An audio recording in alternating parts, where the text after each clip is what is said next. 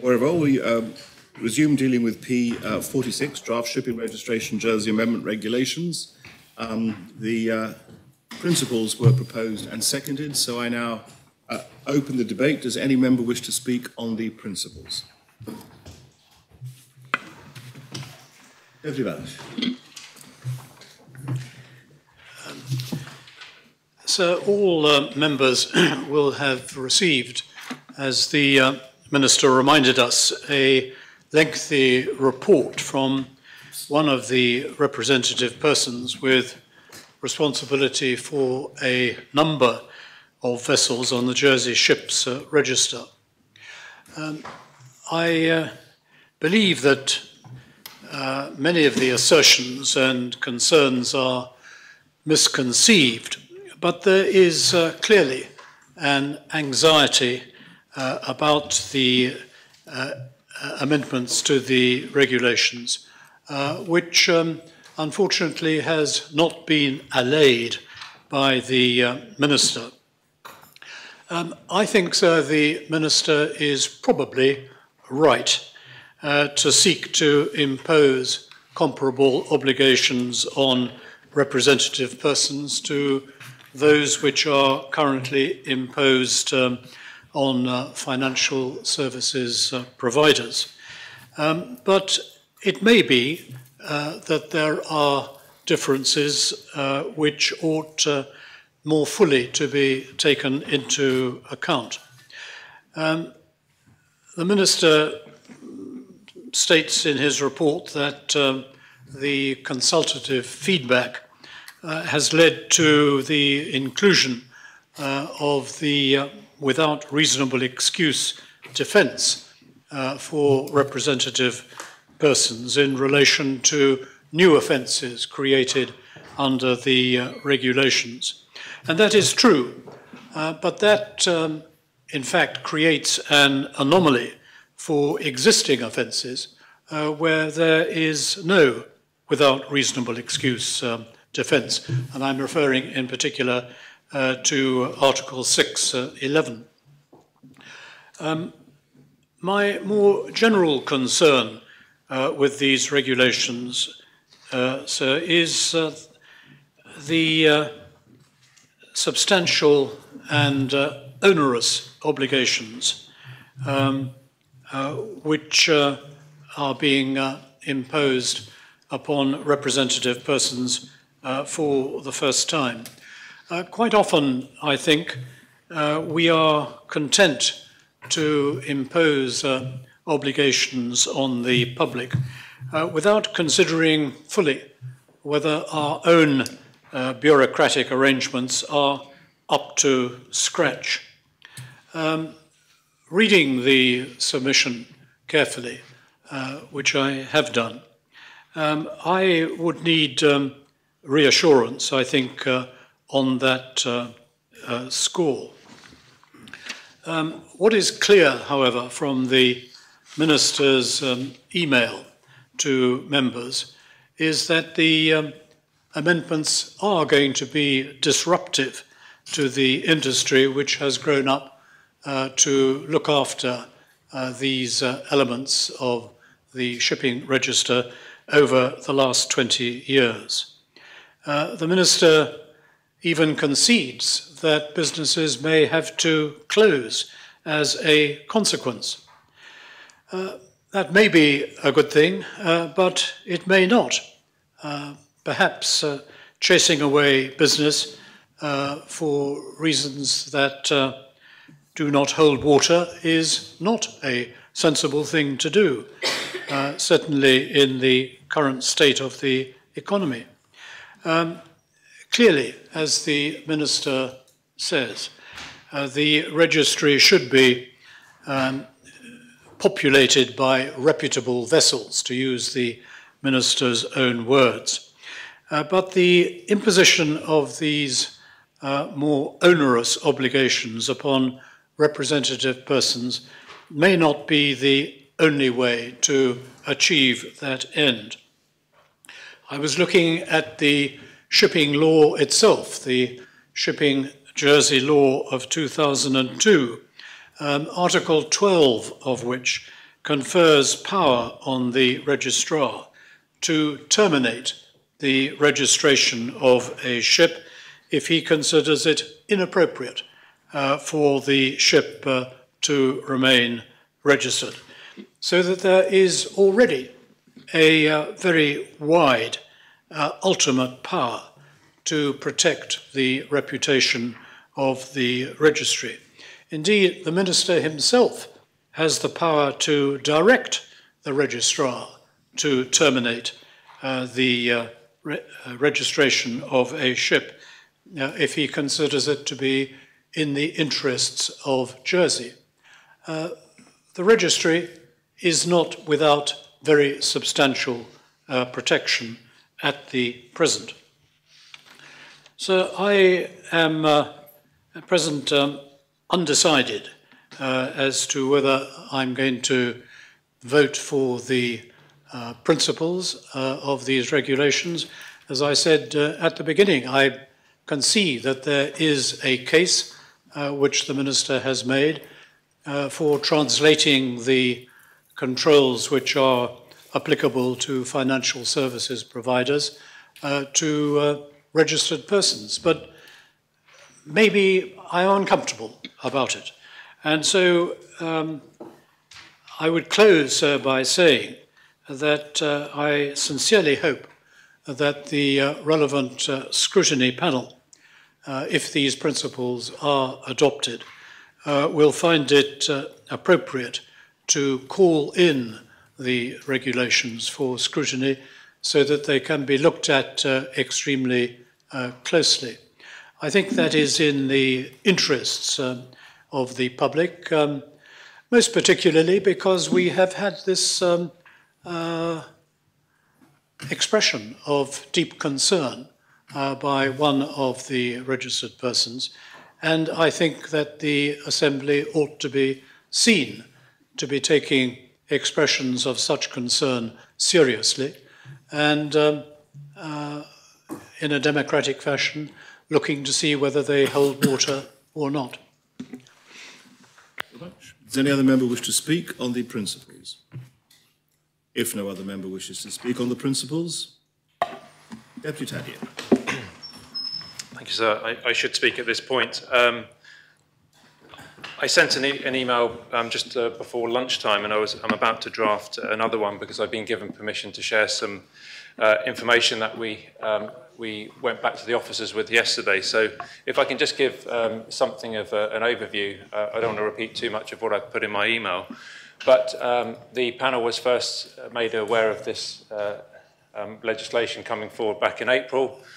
We had a briefing of that, and then we also had we asked some questions during the briefing, and we asked some written questions, some of which I circulated earlier, and we got responses. So as far as we're concerned initially, we were satisfied generally with the responses we were given. We understand what the purpose of this legislation is, as outlined by the Minister. Members will be aware that the email that Deputy Balash referred to came in, I think we saw it yesterday. It certainly came in recently. So I forwarded that correspondence onto our panel officer and asked him if he could look into it and liaise with the department to get a response. Because this all happened yesterday and I've just been given permission to share that, I will circulate this with members. And I'm really in the hands of the Assembly as to whether the Assembly feel that this is a matter that should be referred to scrutiny. Certainly, we're always ready to do work that the Assembly would see that if it adds value to us. I had been not hoping, but I had been expecting that the previous speaker might refer this to scrutiny, not understanding Order 72, as I said in my email, but Standing Order 79 gives any member of this Assembly the right to refer a proposition to scrutiny if they think that there are matters that need to be answered. So certainly we've received initial responses because there were some, I think politely we can call them robust comments that were received by an industry partner. It is unfortunate in a sense that these comments are received by us in the department, I think, so late, because it gives very little time for us to respond to them. It's difficult to judge whether or not those comments, how well-founded they are, and then, of course, to look into them. But we have had an initial response from the department, which I'm loath to go through line by line at the moment, because I don't think it would add value, but I'm happy to circulate that. But I would like to hear from members.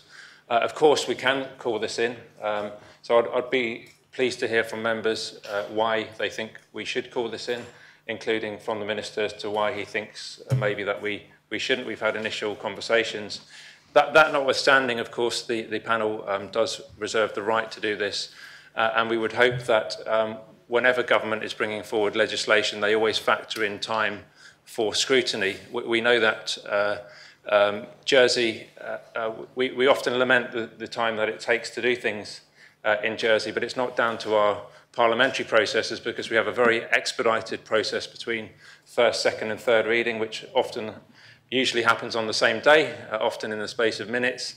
In other places, it's routine for the second reading to take place in a different place over a matter of weeks and sometimes months before legislation comes back. So certainly we're open to the fact that criticism has been levelled at the legislation not doing what it seeks and sets out to do.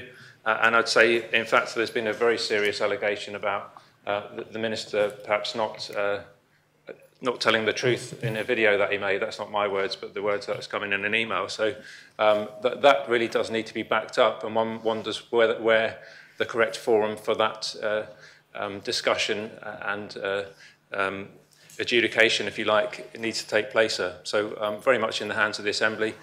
We won't call things in just for the sake of it, but if it is deemed that there are sufficient grounds, it's certainly something we'd be prepared to do. Thank you very much, Deputy. Sir, can I ask a question of the Attorney General? That's what I put my light on. Yes, if it's a matter of law, indeed. Thank you, sir. The email that we've received seems to hinge on one major point, which is the role of representative persons and whether representative persons are going to be compelled by the new legislation to hold information and provide information and so on. The email that we've received says, for example, that there is no requirement for a representative person to advise the registrar which vessels they represent now or within the amendment. If I turn to the amendment, Regulation 4, it says the amendment provides that the registrar may cancel a ship's registration if a representative person appointed in respect of the ship fails on request to provide information to the registrar about the owner of the ship or shares of the ship and so on. Can the Attorney General clarify whether the clauses in the regulations do actually give the Minister the powers that he says they do, and that the letter, therefore, that we've received may be incorrect in this respect? Attorney, are you able to assist? Sir, I haven't seen the email that the Deputy has referred to. But in terms of the question that he asks, the regulations require, so where there is a representative person that owns the vessel entirely or the majority of the shares in a vessel,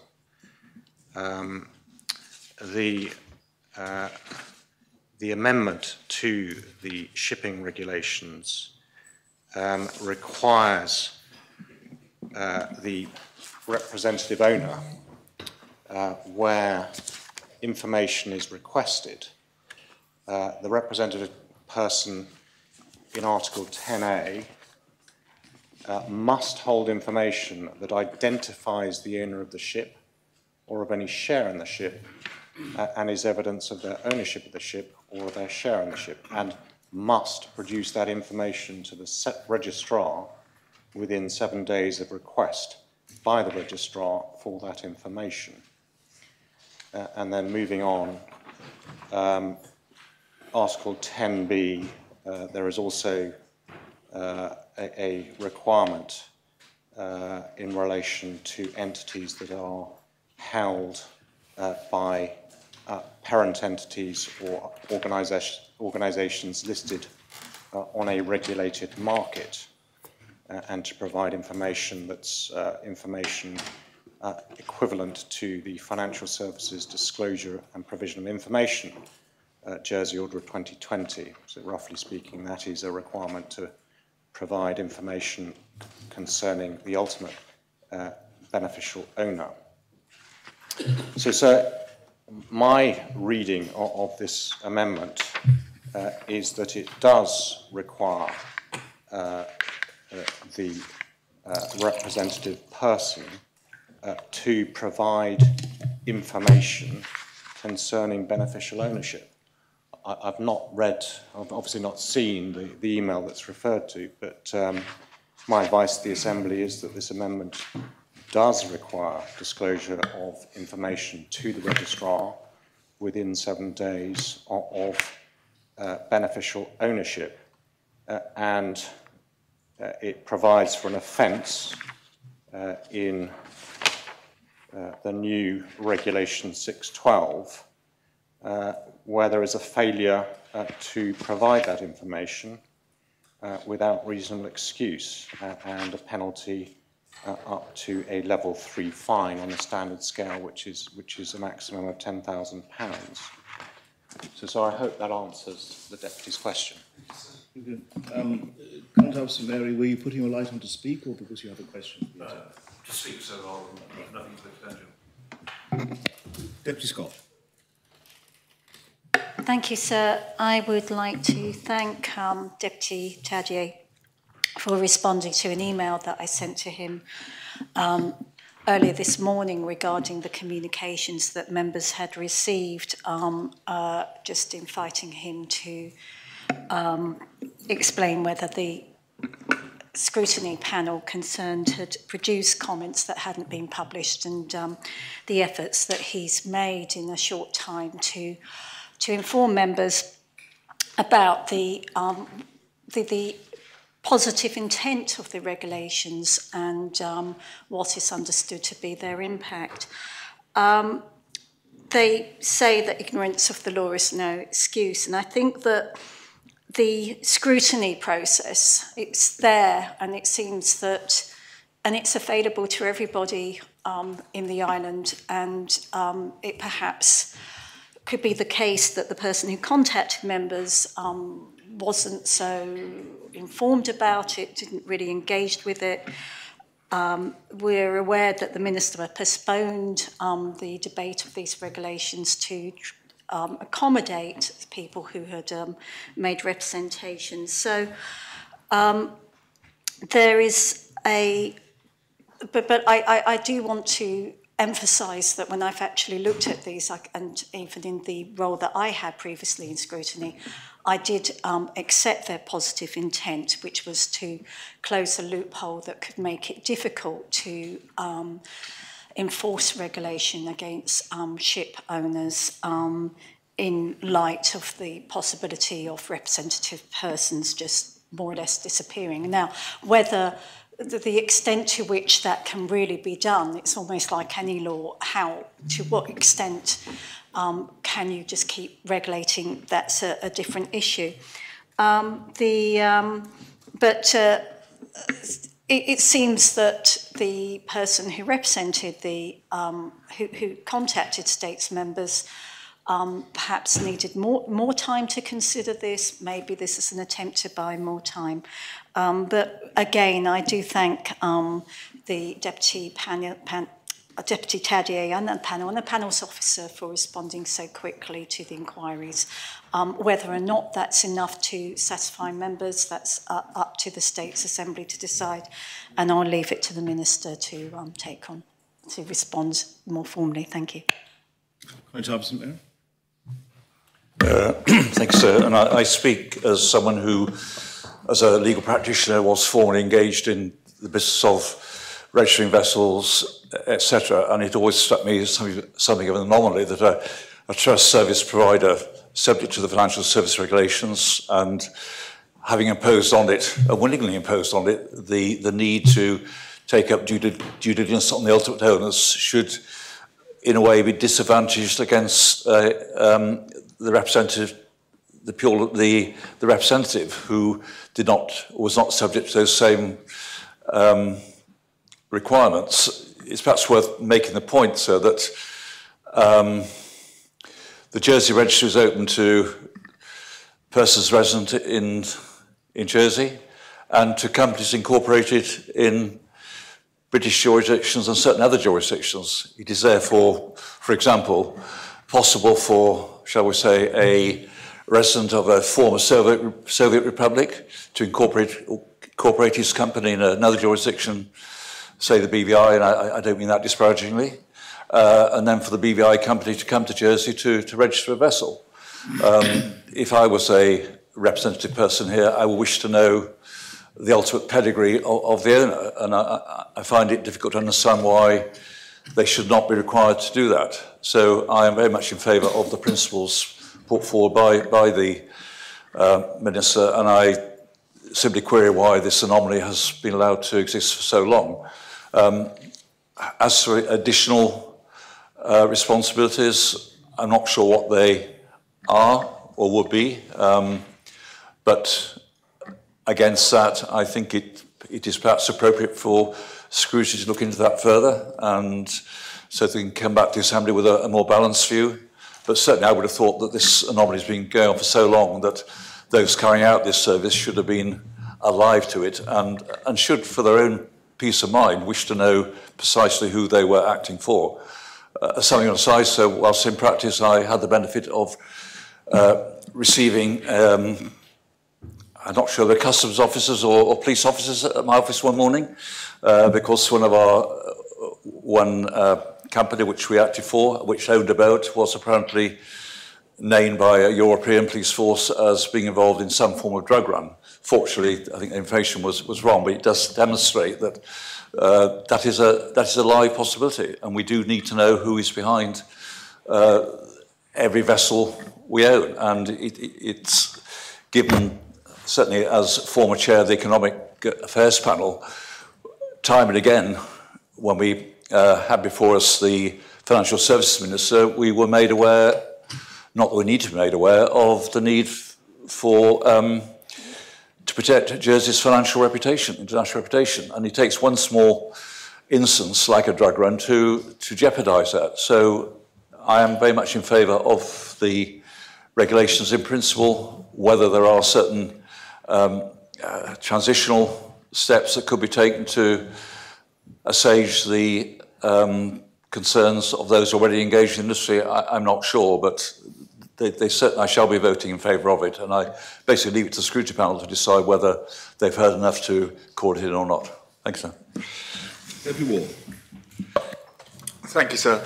I just, like all the other members, I've received this email, and I made a point of actually calling the individual over the weekend and actually had an hour-long conversation with them, because I have no awareness of this at all, so of this legislation at all. So I'm also very, very concerned when somebody who is in the industry, in the thick of it, is writing an email to us and warning us of their concerns. So I think I've come back to the point, and I'm grateful to the Constable for saying principles. Yeah, I agree. They're absolutely right. This mentality of strengthening and securing the reputation of Jersey is absolutely right. What this individual seemed to talk about was how the law was being applied and some misunderstandings around how the law is applied.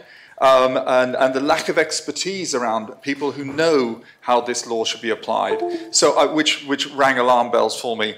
The other interesting thing is, and the Minister has said, he talked about disrupting the market, and that's fine, absolutely, why not disrupt the market? And also talking about a number of people will probably have to drop out of the market as well because of the change in the rules. However, in the email we'll notice also is that we've got this individual is actually written not so much in a negative way, but in a positive way, in the potential opportunities of alternative solutions to turn this failure into opportunity for Jersey. And that's music to my ear. Surely we're all looking for economic opportunities for Jersey in alternative areas outside of simply the finance industry. So I'm absolutely very, very keen that the scrutiny panel get to see this. And I will be voting for the principles, but I would like scrutiny to call it in, please. You aren't proposing that scrutiny call it in? Sorry. Proposing scrutiny. No, You weren't making a proposition. No. So could I intervene? I don't want to make a second speech, but would the minister, would the deputy take a point of clarification? Of course, sorry, if I've misspoken here. If it Yes, is, or not too late. could he clarify that if he really wants it to be taken into scrutiny, that the best way might be to refer it, or someone to refer it? If that's the route we take, then is that the standing order? Is that the standing order 79? Sir, I am sorry, more I just than want to be happy clear. for this to go to scrutiny. There's no need for this. Just take it in scrutiny. Call it in, please. Okay. Please No, propose it. sorry, I mean, it's almost the festive season, but we're not quite at a party yet. The position is that a matter can go into scrutiny in two different ways. Either after the principles have been adopted, as a matter of absolute right, under standing orders, a scrutiny panel can call it in. And then there has to be a date given where it will return, no greater than 4 sittings hence. Any member, however, at any point can, with justification, which has to be given in the proposal, ask for the matter to be called into scrutiny. So automatic scrutiny at the end of the, if scrutiny wishes to do that, at the end of the adoption of the principles, but a proposition to put into scrutiny at any stage by any member. But that's a proposition that has to be made, it can be made on the floor of the Assembly, seconded and discussed in the usual way. So that's the process. So it is a point of order. It's a question about Standing Order 79 and the interpretation. So yes? 79.2, for example, says that a proposal cannot be made to refer it to scrutiny if the proposition has previously been referred to the scrutiny panel. So at the moment it hasn't, but if our scrutiny panel doesn't wish to take it in after the in principle debate and then it moves to the second reading, is it still in order for any member to refer it to the panel? Yes. At any time, because it will not by then. The only purpose, as I understand 79.2, is to stop things sequentially being kicked into the long grass by reference to scrutiny on more than one occasion. It goes to scrutiny once. It's just that it does say so that if a proposition has previously been referred to the scrutiny panel, yes, and it would have been, so I suppose the invitation to refer it isn't the same as the referral. Is that correct? Well, I think if it's called in, then it can't be pushed in again. If it's called in by your panel, it can't be pushed in again. Sorry, are these requests to speak or? Yes. I wanted to point of clarification of Deputy Ward, please. Another one? Yes, we are still at that point. Great. If you need a point of clarification. Thank you. So I'm just trying to clarify, please, if Deputy Ward was proposing, now that he's a bit clearer about the process, whether he's proposing that it would be called in or whether he is going to see... I asked him that express question and he said he wasn't. He's so that's not. Thank you. That isn't the point of clarification. Next to speak, Deputy Renouf. Yes, sir. In the light of that, I shall probably make a very, very short speech. I mean, thank you so much. My fan club over there is clearly in action.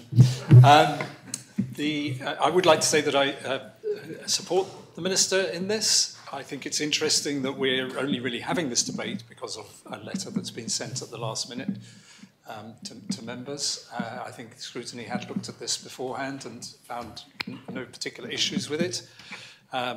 We've had objections raised. It seems to me that one central issue here is is there a problem that needs to be solved? It seems to me there is. The Minister's clearly identified what the problem is. We should have a higher quality registry because the quality at the moment means that we can have situations where boats can effectively escape jurisdiction at the last moment. So it seems to me that the aim is good and justified. It seems to me, following clarification from the Attorney General, that at least one of the central claims in the letter that we've received is incorrect. It states very clearly that the registry will not be able to achieve something, and the Attorney General has said that the reading of the law is that it will. So I think that to me casts some considerable doubt on the letter, but I fully accept that I've not been fully party to all the discussions around this, and there may be things which I don't fully appreciate. But certainly that seemed to me to be a fairly strong signifier that what we could be seeing here is a particular view about the legislation form because it maybe affects a business model rather than because it's fundamentally flawed in the way that that has been suggested. So I have no problem at all in supporting the principles.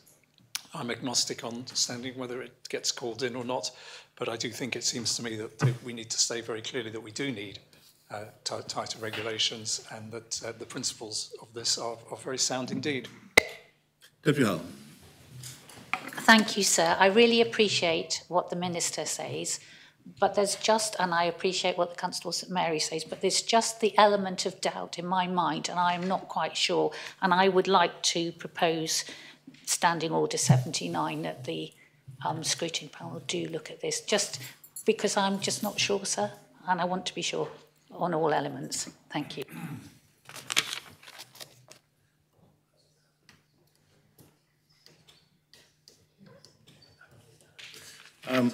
Very well. Well, you are entitled under Standing Order 79 to propose without notice that the debate is suspended and the States request the relevant scrutiny panel or relevant review panel to consider having the proposition referred to it. So that is the proposition that you make. Is that seconded? Yes, sir. So the debate now is whether or not this should be referred at this point to scrutiny. And it's a matter now that I open that debate. Does any member wish to speak on that particular aspect? Deputy Monroe. Thank you, sir. I think, number one, I don't mind whether this goes to scrutiny or not. It's all here ready to be scrutinised. Scrutiny have had this since July, which is a fairly long period of time, I would suggest. Scrutiny have been briefed on it. Scrutiny have answered questions on it. That's the scrutiny process. One person who comes incredibly close to calling me a liar and has already had one key part of their argument shown to be incorrect through questions to the Attorney General, one person who is against this piece of legislation. And they are against this piece of legislation because it makes their life more difficult in the way they do business. That's fine. I don't mind, honestly. But I am slightly concerned that the States Assembly moves so fast when one person speaks at the very last minute in the manner that they do is shown to be incorrect in key tenets in that matter, and still comes forward and says, oh, we don't understand, we're not sure. That does worry me. I think the States Assembly should require slightly more information than that before making such decisions. I think it's very important that the Assembly understands that I have met this person. I and officers have spoken to this person. They were accompanied by others. We listened to them. We heard them. I explained to them, yes, this is a change in business model. That is what's going to have to happen. If you want to be a representative person from now on, you are going to have to do more work. This person has the privilege, and all the representative persons have the privilege, and I do see it as a privilege, of effectively making money out of a register that is the States of Jersey's register. And they have the privilege of making money out of that. But at the moment, it's done not because of them, but because of the way the regulations are currently. It's done in what I would see as an inadequate manner. This was proven, as I said in my opening speech, this was proven when a yacht was being impounded or arrested, and the representative person immediately resigned. So the link between the registry and the yacht owner was completely severed instantly. And in the world where international sanctions are very much in play, that's a really bad place for Jersey to be. Because I can tell the Assembly now, yachts and such playthings of the wealthy, let's say, will end up on the front page of newspapers. And if Jersey is seen in any way to be weak in the regulations and the way it registers those yachts, it is Jersey that will be blamed for that yacht being on the front page of the newspaper. We will be blamed in that article. So I think it is really important that States members, and I'm very pleased to hear Deputy Deputy Renouf, Constable of St Mary, speak about how they can see the importance of these regulations. I would say the regulations do two things. They require the representative person to give notice of their resignation. That's not onerous. And they require the representative person to have up-to-date details, contact details of the owner. That's not onerous. They are two things. And yet we have one person who is railing against this so strongly to the point of accusing me of misleading people and including incorrect information in their email, and suddenly the States Assembly jumps. That worries me. That said, I'm more than happy for scrutiny to call this in, because there is nothing that, one, hasn't been scrutinised, and two, there's nothing to hide here. I would ask that rather than have potentially 3 months of wait before we bring in these regulations, leave Jersey vulnerable in that respect to a dent in its reputation, I would argue, no, let's get on with this. And so I say we don't need scrutiny to call it in. But I am very open to that happening if that's what the Assembly decides. But there will be a 2 or 3 month delay, something like this, before these regulations come in. But I do ask the Assembly to think, is giving 30 days notice of your resignation and is holding contact details of your client onerous? Because in my view, that's not onerous. That's just good business practice. And it concerns me that there are some members of the Assembly who do not see that as good business practice. Thank you, sir. Thank you very much. Deputy Renouf. Yes, sir, I think we're talking about the proposition from Deputy Howell at the moment. Purely to refer the matter to scrutiny. So I would like to speak against it on this basis, that I think we should at least have the vote on principles, and that would send at least a message that we have some progress and some movement on the basic principles of the matter. If Deputy Howells or anybody else wants to propose the proposition again after we've debated the principles, then that may be an issue. I'm not sure I'd support it, but I think if we're going to have that decision, it should be after we've voted on the principles. It seems to me the Minister has made a very strong case about the principles. It would be useful for the Assembly to take a vote on that. We've already got 3/4 of the way probably through the debate on that, and we should therefore have the debate on the principles and then act after that. That's all I've got to say. You can't speak until you respond at the end. Is it a question you have?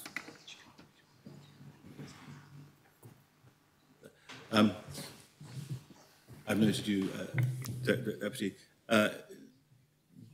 I should probably point out to members that if there is a proposition, if it is voted upon and the vote is not to call the matter into scrutiny, then no further proposition can be brought during the rest of the debate at any stage to call the matter into scrutiny.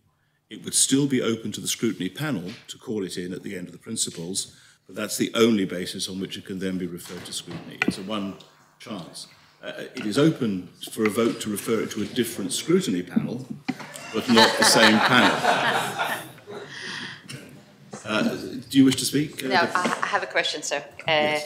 If the proposition to call into scrutiny will be withdrawn at this stage to be able to vote on principle, would it be possible to bring this proposition? With the leave of the Assembly, the proposition to refer to scrutiny can be withdrawn. Proposition can always be withdrawn, but that's entirely a matter for the proposer. It's not a. I mean, the only way the proposer either withdraws it or it's voted upon. Thank you. I'm very happy to withdraw it now, sir. And so thank you so much. So you would like to withdraw the proposition? Vote on the principles. You would like to withdraw the proposition. Do members agree that the proposition referred to scrutiny can be withdrawn? Very well. On we go.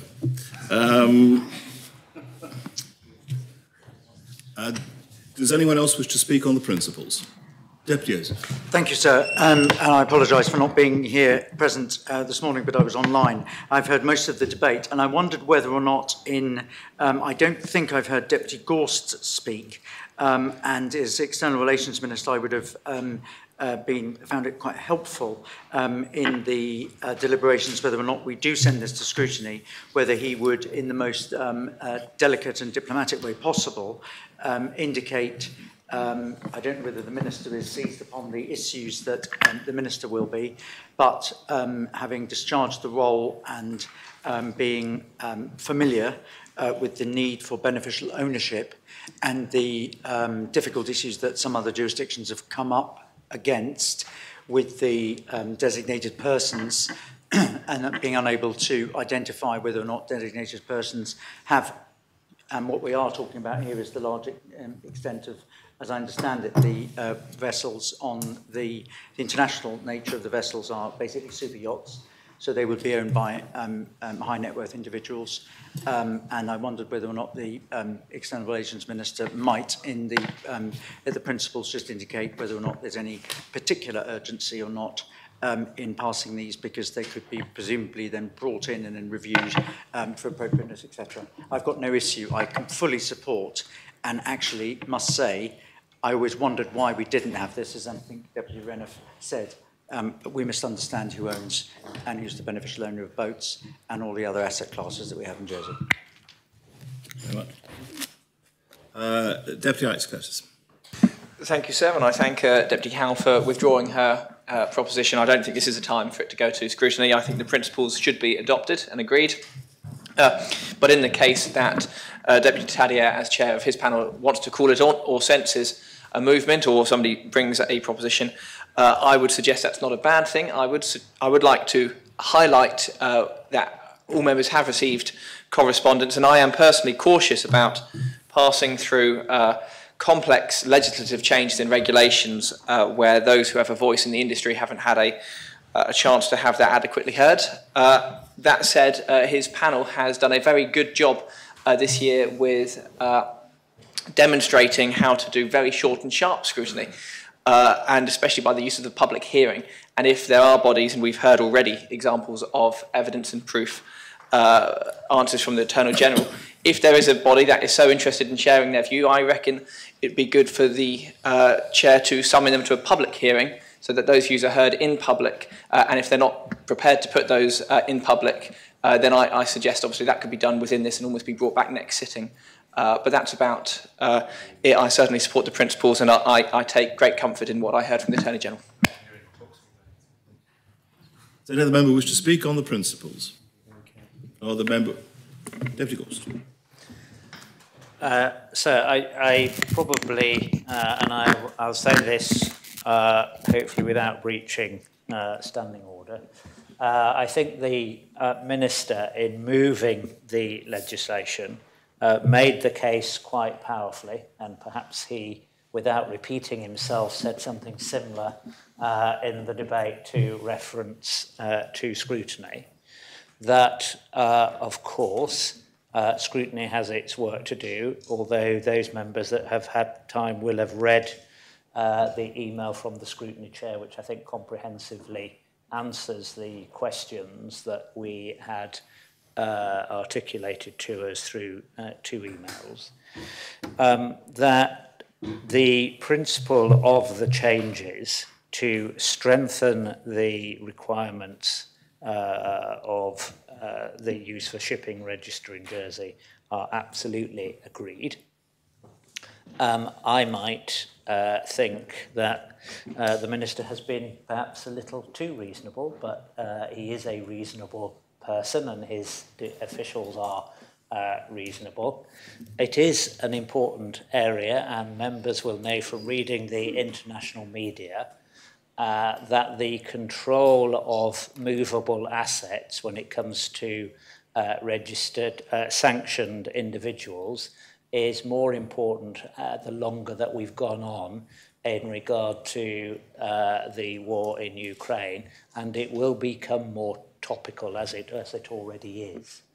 And therefore, I personally agree the principles. I don't think there is a need for the scrutiny panel to take it in, but if members do want the scrutiny panel to do another review of the matter, we would, during the period of that review, leave ourselves open to having this lacuna within the legislation. And the Minister was right to say as other countries are looking more and more about the holdings of these movable assets, where they are stored, where they are moving, where they are registered, we would leave ourselves open to a bad actor using a vessel registered in Jersey. Members may wish to take that risk, they may not, but I, for my part, will not be voting and would not be voting for a move to scrutiny. They have the absolute right to make the decision, so I can't do anything about that, nor would I wish to.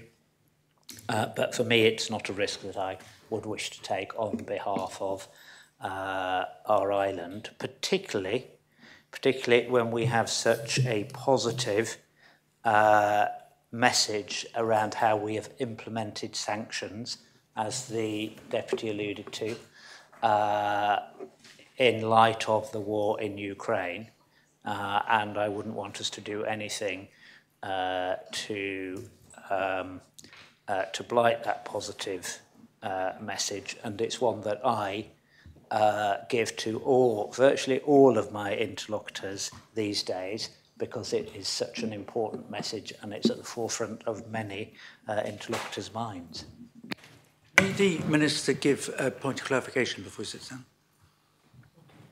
Yes. Thank you. I asked the Minister, this is not question time, but it's really important, I think. I asked the Minister to indicate, if it goes into scrutiny, it's going to be, what, a month or so, 6 weeks maybe? And is there, I asked specifically whether there was a urgency, and I know that he can't say anything, but there's difference between getting it right and an urgent need to protect the island's interests.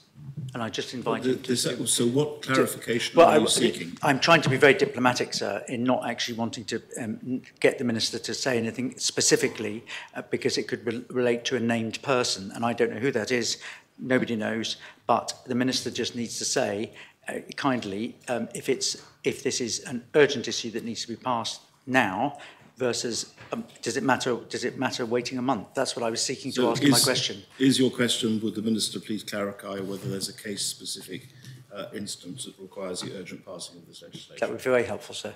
Thank you. Is that a point of clarification that you're able to give?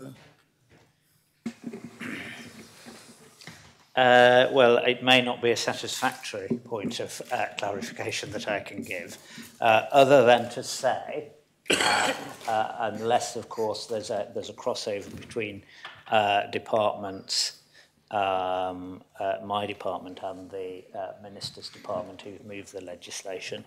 As I stand here, I am not aware of an absolute immediacy of needing a decision this afternoon in that regard. That doesn't mean to say that we are not open to the issue that the Minister mentioned in his opening remarks. Does any other member wish to speak on the principles? No other member wishes to speak on the principles? I close the debate and call upon the Minister to respond. Thank you, sir, and I thank everyone for taking part in this debate. Not the second debate, but this debate. I'm very grateful for people taking part in that. Thank you. It is difficult, I think. I don't want to bring in new regulations to make any business more difficult. I spend a lot of my time talking about the importance of, making regulations easier or even removing regulations. But there are areas where we are deficient in certain areas, and this is one of those areas. We are deficient in regard to the links from the shipping registry through to the owner of the vessel. And I think that's an important link which we need to make, and we need to make sure that it's done properly and done in a way which is not onerous. I believe we have found that halfway house. I think the pushback, which has again only come from that one person, strongly in that respect, is very much because at the moment it's not difficult to be a representative person. It won't be difficult. It will just have more responsibilities, 2 more responsibilities to be precise, which I, again, stand by, I don't think is onerous. I think it's, you know, I know Deputy Alex Curtis said that this is complex legislation. My view is it's not particularly complex legislation, it's actually fairly straightforward legislation. And that's, I think, possibly one reason why scrutiny hadn't you know, delved deeper than the briefings they've had. I think, and the opportunity to ask questions that they've had. I think it is important to understand that this has gone through a 4-week consultation period with industry. As I said, industry in this case is 8 businesses or people. It's not a big sector. And so 4 weeks, I think, was entirely appropriate. We got 50% of that sector came back to us. So a 50% success rate in terms of getting responses is very good. But at the end of the day, this does change the way they do business. I think that creates opportunities. So my view is we will be marketing Jersey's registry as a high-quality registry, where if you see a vessel flying the Jersey's ensign, people will know that that is an absolutely valid vessel where the ownership is understood and that the people who own that vessel take their responsibilities seriously as members of the international yachting scene. I think that's really important. At the moment, Jersey is a very long way from that. If I could characterise it at the moment, Jersey's effectively positioning itself in the market as a high-volume, low-cost registry. I don't think that's an appropriate place for Jersey, given the importance of our financial services sector. And really, this is where that comes in, the importance of our financial services sector. And there would be no difference drawn by media attention, negative media attention about the shipping registry. The international media will draw no difference between the shipping registry and the finance sector in Jersey. They will see them as one as the same thing. And I am concerned about Jersey inadvertently ending up in a situation where we get those headlines. I'm very pleased to hear that in the main, the principles sound like they're being supported. The regulations themselves are there's not a lot to scrutinise, as much may I say. The regulations are not numerous. They are pretty easy to read. But it does place obligations on representative persons that aren't there today. And I've heard, you know, objections saying, but that's not the role of the representative person. The representative person was only there to be a letterbox. So that's been put to me by people who were actually there at the foundation of the shipping registry. And that's fine. That was however many years ago that was. This is 2024. Times have changed. We need representative persons to be more than just a letterbox. They need to be part of the responsible taking responsibility for Jersey's international reputation. That's the role. Their role has changed. If they don't want to do that, then that's their choice. I don't believe I said at any point we expect businesses to leave the market. I don't particularly expect businesses to leave the market except by their own choice. They wish no longer to serve the Jersey registry, but they'll continue serving other registries. Most representative persons do represent they play that role in many registries around the world. So it would just be a case of them saying, we're not going to service the Jersey registry anymore. That's their choice. I don't have a problem with that choice because I think it's more important that Jersey's registry gets the reputation that it needs as a high-quality shipping registry that people can believe in and understand that every yacht on there, we know who owns it. You know, I guess that's part of the argument, and that's why when we had the States members, because again, we had a States members briefing on Friday. Only 10 members attended. Many of these questions could have been ironed out in that States members briefing, and if more members had been there, we could have taken more questions. But we had that briefing. Again, I got the sense that most members there understood the reasons for these regulations. And you know, there is no right to be a representative person in the way that we currently operate that. The only right is the right of the states of Jersey and the government of Jersey to run the registry. We then choose how that registry is run, and we then choose what are the responsibilities for representative persons. It's right that we choose that as the States Assembly, and it is not the representative persons themselves to tell us how we should do our jobs. It is us to tell them what we need from them as they do their jobs. And this is us saying, we need a bit more from you, representative persons. We need you to be providing us with 30 days notice of resignation, and we need you to provide us with contact details of every vessel and owner that you represent. To me, that makes sense. You know, I find it hard to understand where all this confusion has come from, except, as I say, to be slightly disappointed that states members react so strongly to one person making accusations. It does concern me. I expect a little more, I think. I have no problem, should Deputy Tadier and his panel choose to call this in, that's absolutely fine. But it does, as Deputy Gorse was saying, create a pause. It delays the opportunity for us to get the registry onto the quality footing that we want to get it on. But, sir, I have taken heart from the fact that it does feel like the principles are likely to be supported. And as a result, sir, I move the principles. Thank you, sir. Call for the appel, Deputy. Call for the appel. Call for the appel. The appel is called for, and I invite members not in the chamber to return to the chamber. The vote is on the principles, and I ask the greffier to open the voting and members to vote.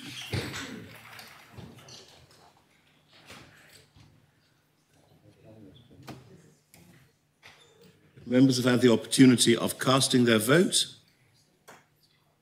Then I ask the greffier to close the voting. And the principles have been adopted, 44 votes for, no votes contra, no abstentions. Deputy Tadier, does your panel wish to call this matter in for scrutiny? It's funny you should ask that, sir. Yes. I've consulted with the panel and we do not.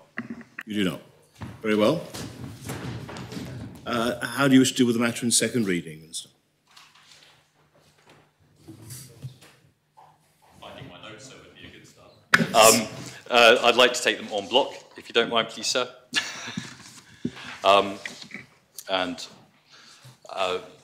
We have gone through the regulations, sir. There are effectively two.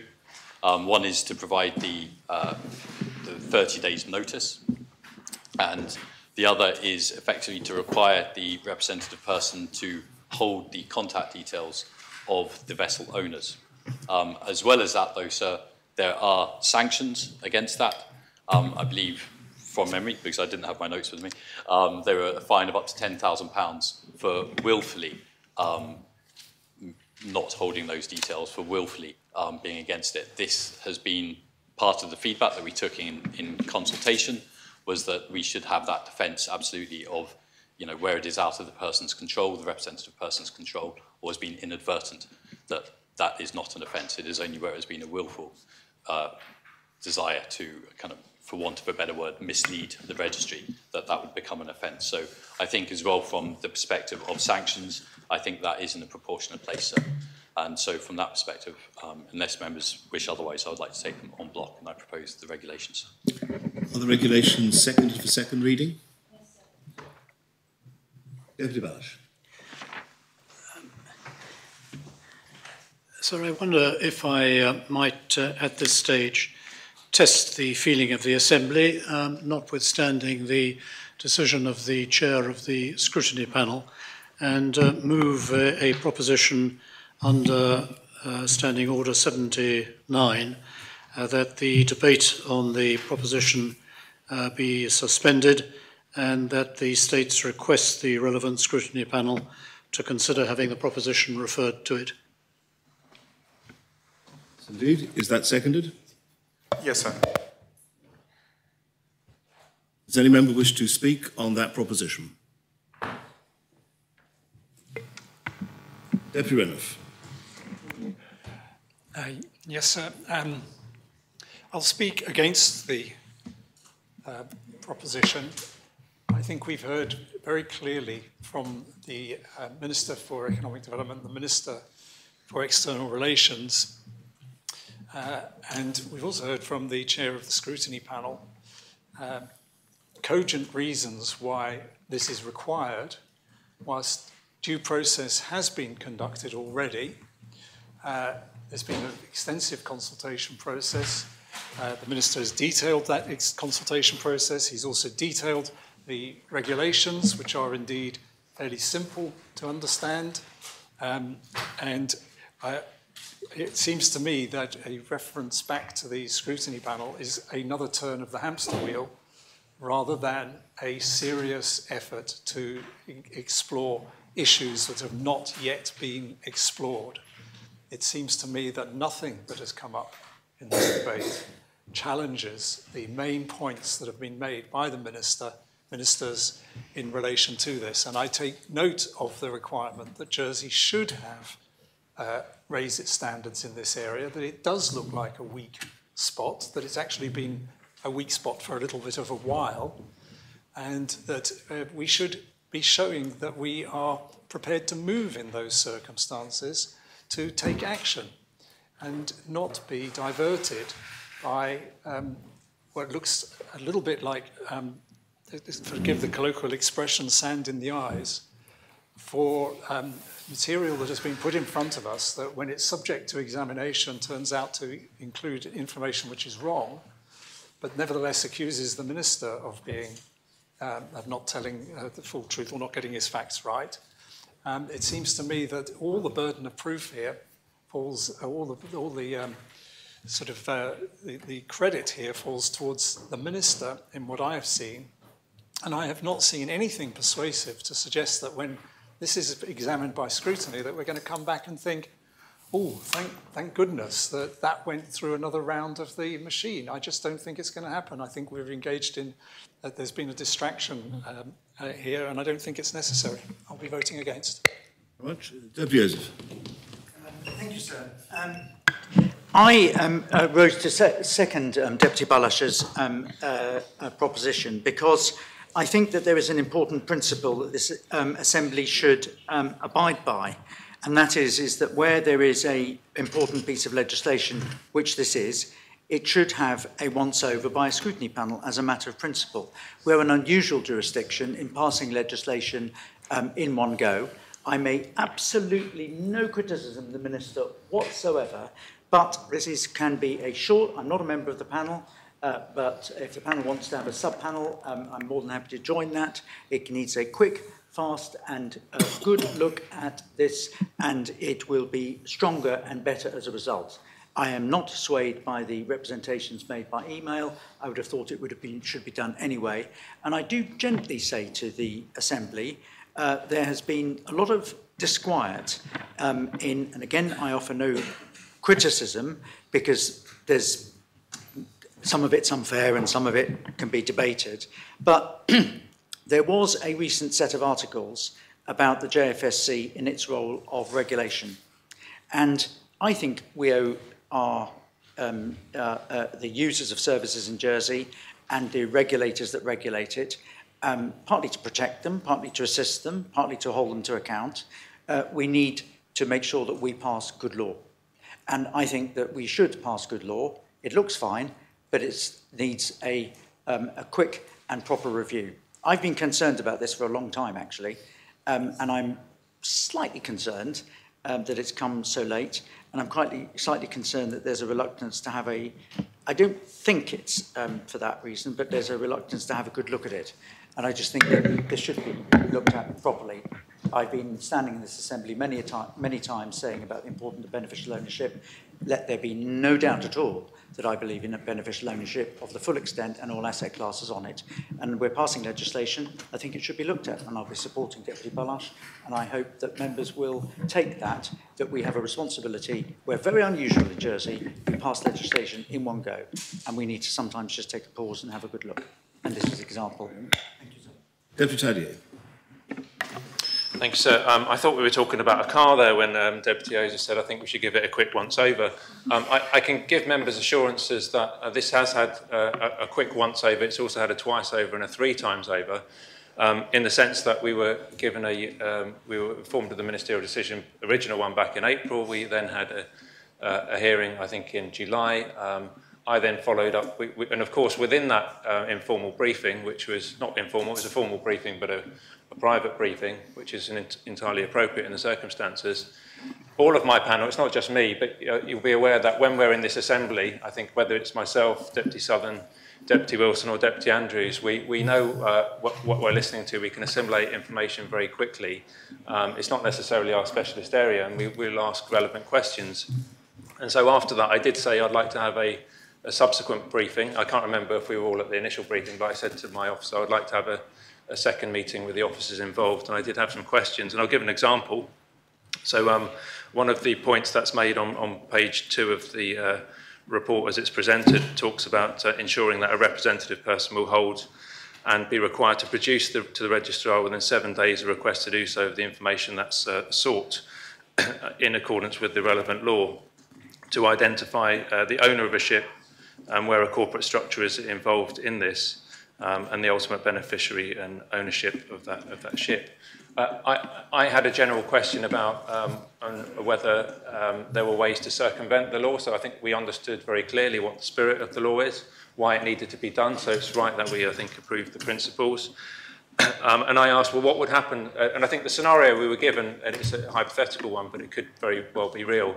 Let's say there's a sanctioned individual, it could be a Russian oligarch who is suspected of having an asset in Jersey. The asset is in the form of a ship, and it's needed to know whether something needs to be done about that asset for it to be frozen, for example. I said, what would happen if simply the representative person wasn't willing to give that information? Because obviously the whole law at the moment is brought in because somebody could simply resign their representation at that point and say it's nothing to do with me anymore, and then that would completely be unhelpful to the investigating officers involved in that. So we understand that, as I said, why it's brought in. What would happen if that individual just said, I'm not giving you that information, I'm willing to take the penalty? And because that's you know, it's a possibility, if not a likelihood. And we were given, I think, a satisfactory response saying it wouldn't be reasonable for that to happen because somebody who's in that position is, first of all, subject to the law and would be committing a criminal offence. And also, you know, there'd be reputational damage for their business. They've got lots of other clients on the books, and they're not going to put that at risk. So these are the kind of questions initially that we were asking, why I call it more than just a once-over. Clearly, what the scrutiny panel hasn't done is gone through a line-by-line, getting the minister in, getting any objectors in. We've had this last-minute objection that was talked about. And doing a detailed piece of work on it. At the moment, and we didn't call this in because I don't think we've had any alarm bells that were raised with us apart from this email that's just come in. So as far as our scrutiny panel is concerned, we can see that there's concern from some members and from, I would say, a small minority in the public. The numbers don't necessarily matter in this, by the way. You know, there have been times when members of the public have raised issues and it's only been one person and it's turned out to be absolutely correct and something that does need changing. But we're in the hands of the Assembly as a scrutiny panel. So I would strongly suggest that our panel, we haven't called this in, I think we would abstain on that vote, but we are the servants of the Assembly. And if the Assembly wishes us to scrutinise this in a much more detailed way, then we can do that. I would just make a final piece of general statement, sir, which is, I think, a wider problem that we have on scrutiny, and this is in no way meant to reflect on any individual or any department, but when we have comments about legal advice that has been sought and given to ministers, it is highly problematic when because scrutiny is supposed to be done in public.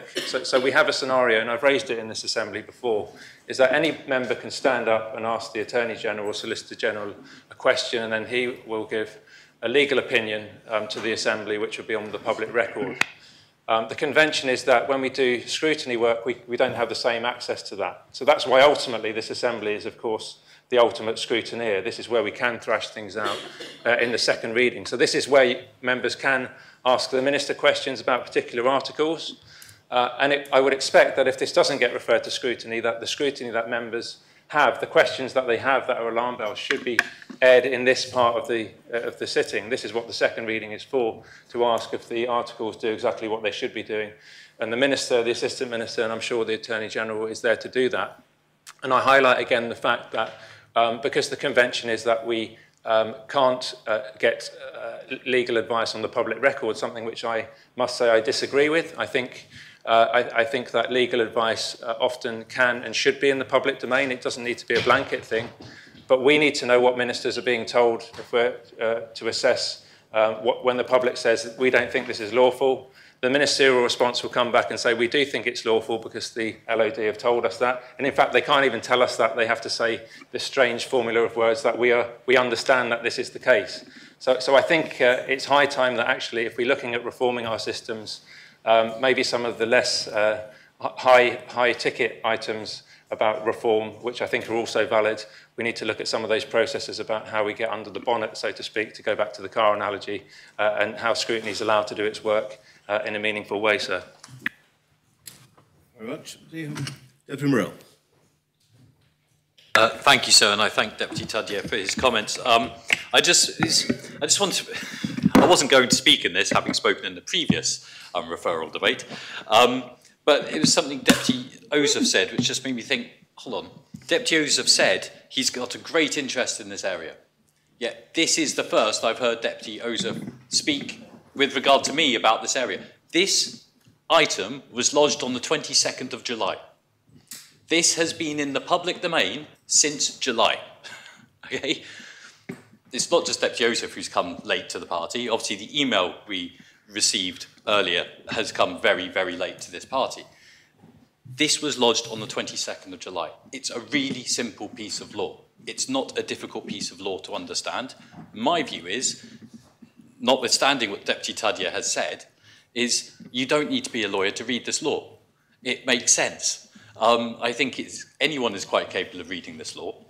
And yet, I don't believe Deputy Balash has raised any concerns before now, yet this was lodged on the 22nd of July. Scrutiny were advised of it in April, when I issued law drafting instructions. Scrutiny have been throughout. They have been briefed. They have been completely, we are open. There is nothing to see here. We are open with this, and scrutiny have chosen, as is their absolute, their mandate, to organise their work the way they see fit. And they have looked at this relatively simple law, asked questions of officers, asked questions, apparently not of law officers, but I believe could ask questions of law officers themselves. And the Attorney General, obviously, we've seen spoken today. Storm in a teacup is probably the phrase that comes to mind. And I do question why, on the day of debate, for something that has been lodged for at least for very close now to 5 months, why these questions suddenly arise. If I was a conspiratorial person, I'd see something behind it. All I can say is that this has been scrutinised. The assertion that it hasn't been scrutinised is incorrect. The idea that this is in some way late is incorrect. It's been lodged for 5 months. It's been open to every member of the public to be able to see this, and every state's member to see this. So the only people that are doing anything last minute are those calling for this debate. They are the only people acting in a last minute manner here. It is not the government, it is not the scrutiny panel, and it is not the law itself. And so with that in mind, I would ask you to think about that as you choose whether to delay this any further. Thank you, sir. Thank you very much, Deputy. Deputy Scott. Thank you, sir. What prompted me to speak was when Deputy Ozef said something about the scrutiny panel taking a proper look at this proposition. And forgive me, I felt somewhat offended on their behalf.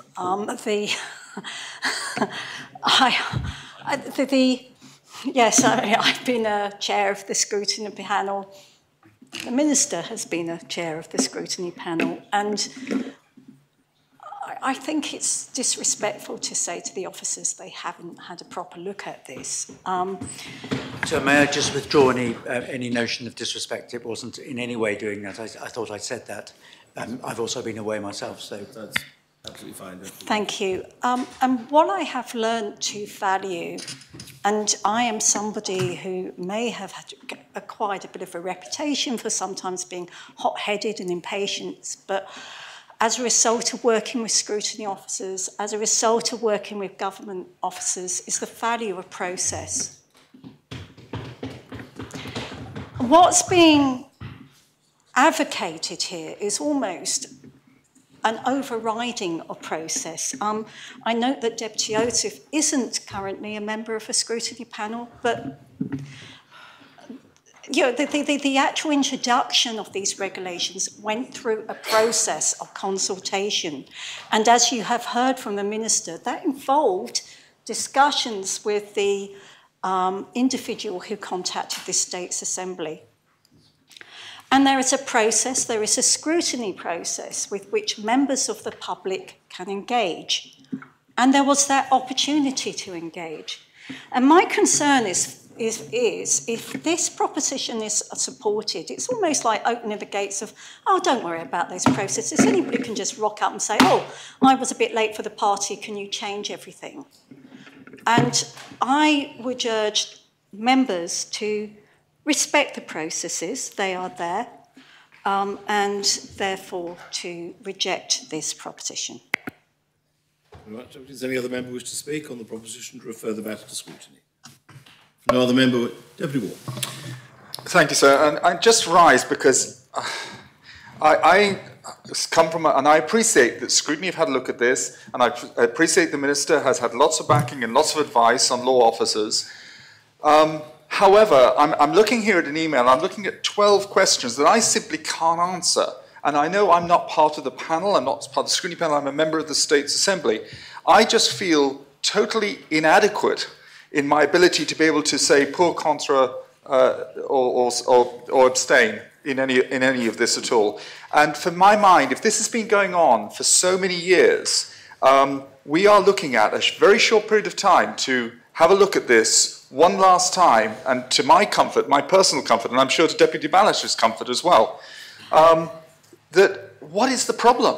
What is the problem with just not taking the one final look at this? This, for me, is a very credible individual, and I'm happy to be called out and called wrong, and I appreciate that Deputy Renouf has highlighted some points that are not correct, but I don't feel adequately informed. I much prefer one final swing through scrutiny, and that's why I'll be supporting the proposition. But I just think it's beholden upon us just to, if we're disquiet about this, we should be taking one final look at this. Thank you. Does any other member wish to speak on this proposition? Deputy Gardner. Thank you, sir. As I was sitting through this debate, my mind gone backwards and forwards. And somebody who does scrutiny and respects scrutiny and works a lot with scrutiny, it's probably one of these rarest occasions when I feel now that I think scrutiny has been done on that particular points. And what I would like to raise three issues that I feel that we all need to address and all need to take responsibility across the Assembly. First, it has been launched a long time ago, and I think it's personal responsibility of all of us, each member of this Assembly, to look when it's launched, and if there are questions to raise. I think 6 months or 7 months or 6 months, it's long enough time. It wasn't launched yesterday and we need to debate. So this point is important. Second point, and also when it's launched, and this is how we communicate with the public, and I urge government and the scrutiny and the GRAV, because I think that when this proposition launched, it's not always making its own way to the press, because it's probably low-key unless media is interested, and I'm sure that maybe this individual would pay attention before, if it would be raised in the media in July, August, September, and we wouldn't have this debate. I'm grateful for Deputy Tadia to share with us all this information today, and it's something that we need to look into scrutiny. That's something maybe if we don't even think that it's kind of that important, maybe we do need to have discipline to publish comments on every piece of legislation in advance, but comments today reassured me. So I do feel there are some stuff that needs to be done. It's pretty straightforward. Like Minister said, it's 2 points, which I completely agree with. And I would like to echo Deputy Tadia's comment about legal advice. I remember raising it several times when I'm not allowed to tell that I got illegal advice as a chair of Public Accounts Committee when I got legal advice. So I think if we get legal advice, let's tell that we get legal advice, and we can share and be able to work with this legal advice straightforward. So at this case, I would be not supporting to refer to the scrutiny and supporting to progress. Does any other member wish to speak on this proposition? No other member wishes to speak? I close the debate and call upon Deputy Balash to respond. Sir, I think I may have unwittingly deprived myself of the opportunity to speak at the beginning of this debate, but nonetheless, it's probably for members to hear once from me is quite enough. Deputy Gardner says that we should have looked at the regulations when they were lodged, and I'm sure she is right, but I think the assumption of many members is that when regulations of this kind are lodged, on the face of it, they appear to be uncontroversial, and one doesn't dig deep into them until one is given cause to dig deep. And we have been given cause by the complaint that has been made. And I should like to make this point absolutely clear too. My reason for proposing that there should be a reference back is not because one person has complained about the conduct of the minister. In fact, if anything, when a person makes unfounded and unjustified allegations about the conduct of a minister, I'm rather inclined to dismiss those complaints. The reason for this reference back is actually because of what the minister himself has said. The reason for the reference back is that the minister has conceded that these are disruptive regulations. They are going to interfere with businesses. They may put businesses out of business. And that, it seems to me, raises some alarm bells which members ought to consider. The minister says that these regulations are straightforward, and I can understand that for him, for law officers, for ministers of external relations, they do appear to be straightforward. They do three things. Let's be clear about it. First of all, they require a person, a representative person who wishes to resign, to give 30 days' notice to the registrar. That's the first thing. The second thing they do is to require the owner of a registered ship in respect of which a representative person has been appointed to notify the registrar if there is any change in the registered person. That's the second thing. But the third thing is the obligation upon representative persons.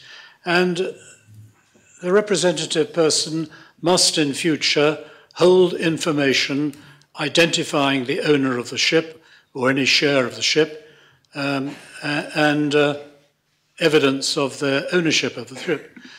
But more importantly, it also requires the representative person, if the owner of a ship, and I'm looking at 10b, if the owner of a ship or of a share in a ship is an entity, if that entity is wholly owned by another entity or an organization, the parent entity or organization, and the parent entity or organization is listed on a regulated market, the information mentioned in paragraph 10a includes information in relation to the parent entity or organization referred to in clauses 1 to 7 of Article 8a of the Financial Services Disclosure and Provision of Information, Jersey Order 2020. And one can understand that if one is a registered person, one's eyes begin to blink at that stage, and one begins to ask oneself, what is it that we have to do in future? And I don't know how many members have looked at the 2020 order, but the 2020 order imposes some quite extensive obligations in relation to a parent entity. Its registered office address, its registration number, its jurisdiction of incorporation, the regulated market on which it is listed, website address on which it is published, and so on. These are substantial new obligations which are being imposed upon registered persons. And for my part, I can understand that a registered person might think that these obligations are a little bit frightening and something that need to be thought about. It's the consequences of these regulations which seem to me to require scrutiny. What is the extent of the disruption of the market that may ensue as a result of the passing of the regulations? The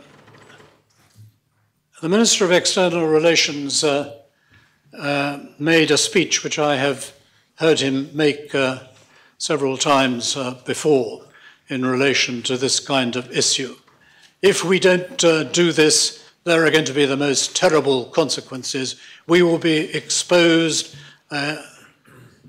Disaster might descend upon us. We will be exposed, I think was the word that he used. And as others have said in this debate, these regulations were lodged on the 22nd of July.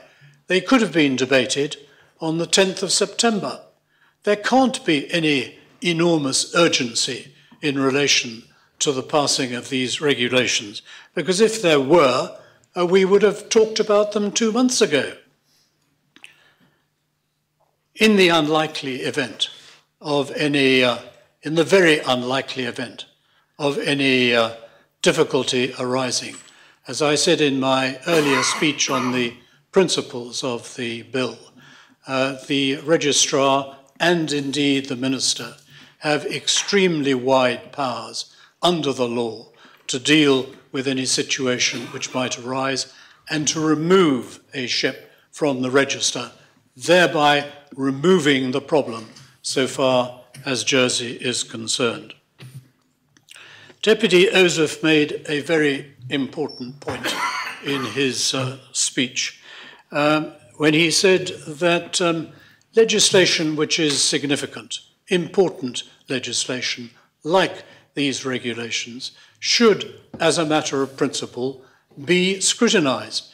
In almost every other parliament in the Commonwealth, they would be scrutinised. It's only in this legislature that we tend to rush things through without proper examination, sometimes, of all the consequences of what we are doing.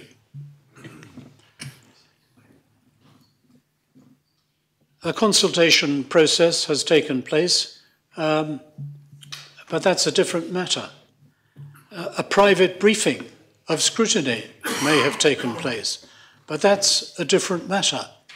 So far as a registered person who is dissatisfied is concerned, these regulations have not been examined by an independent party charged with the responsibility of looking at matters from all sides, not just from a governmental side, but from all sides, and deciding whether or not they are appropriate to be passed.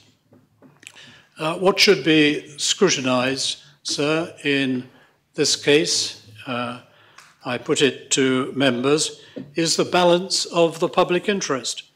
On the one hand, there is the desire to impose greater obligations on responsible representative persons. On the other hand, there is the possible disruption to the market. Some of these representative persons represent hundreds of different ships. If they are going to be put out of business, what effect is that going to have upon the market and upon the reputation of Jersey if suddenly a number of representative persons say, I don't want to have anything to do with this because it's too difficult? On occasions, sir, justice should not just be done, but be seen to be done. And I think this is one of those occasions. I move the proposition. You call for the appel? Appel is called for. Invite any members not in the chamber to return to their seats.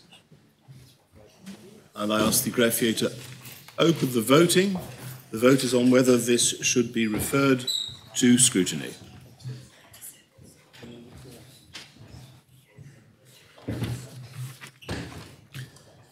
If members have had the opportunity of casting their vote,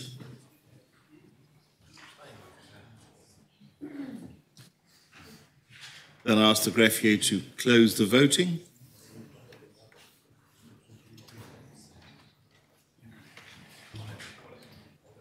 The proposition has been defeated, 9 votes pour, 30 votes contre, 4 abstentions. 9 and 30, please, sir. Those members voting pour, Deputies Labby, Moore, Osif Balash, War, Rose Binet, Howell, Tom Binet, and Barbara Ward. And those members voting contre, the Conitava, St Peter, St Martin, St John, St Clement, Crewville, St Juan, St Mary, and St Saviour. And Deputies Southern, Luce, Dublé, Morel, Lahegra, Ayer, Rob Ward, Alv, Gardner, Gorst, Farnham, Mesick, Coles, Miles, Renouf, Catherine Curtis, Feltham, Jearn, Miller, Ferry, Kovac, and Alex Curtis. Well, we resume a debate in second reading. Does any member wish to speak in second reading? Deputy Tadier. So, given the number of members who spoke in favour of referring this to scrutiny, it's surprising that nobody seems to want to speak in the second reading, sir, because those 9 members surely would have to say something about, at least some questions to ask about points in the second reading. So I'll get the ball rolling, shall I?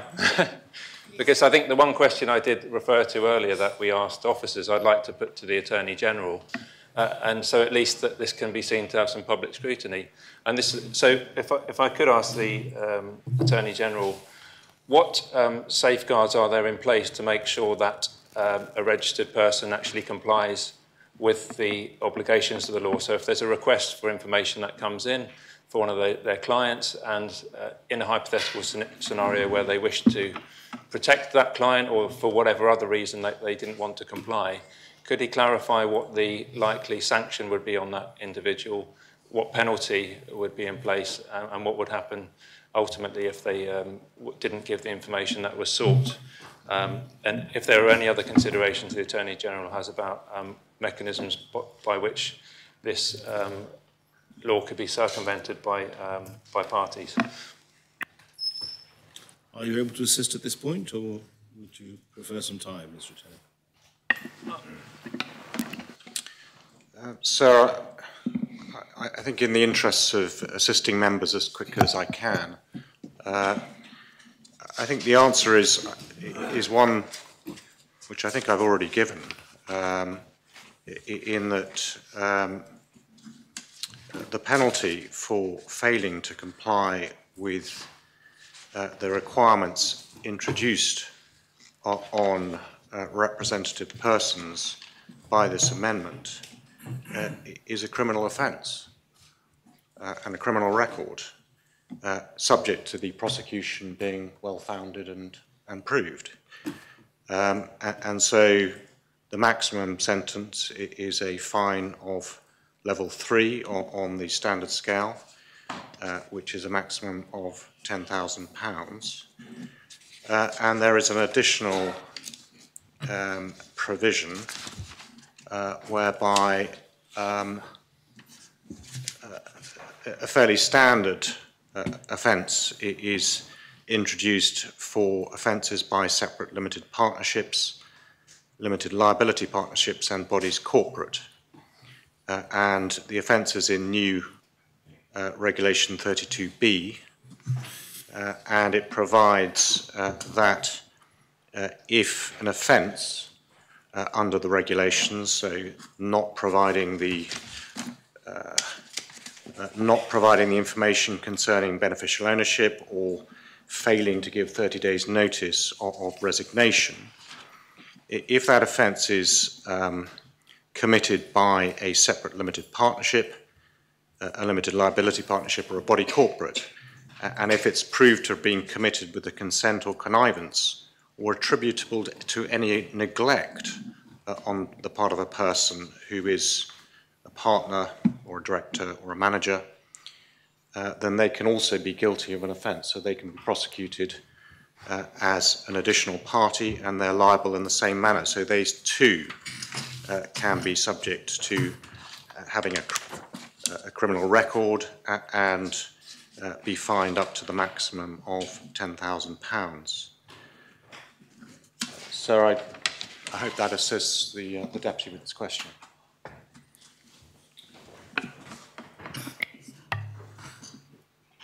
Deputy Scott? Sir, could I follow up to the Attorney General about the defences that can be mounted to these charges? Well, so the defences are, there is a provision in new Regulation 6, subparagraph 2, there is a defence of reasonable excuse if a representative person fails to comply with the 30-day notice period, and there is also a reasonable excuse defence to the failure to provide information on beneficial ownership within 7 days of a requirement by the registrar to produce that information. So those are the defense. There is a defence of reasonable excuse that is expressly provided for in the amendment.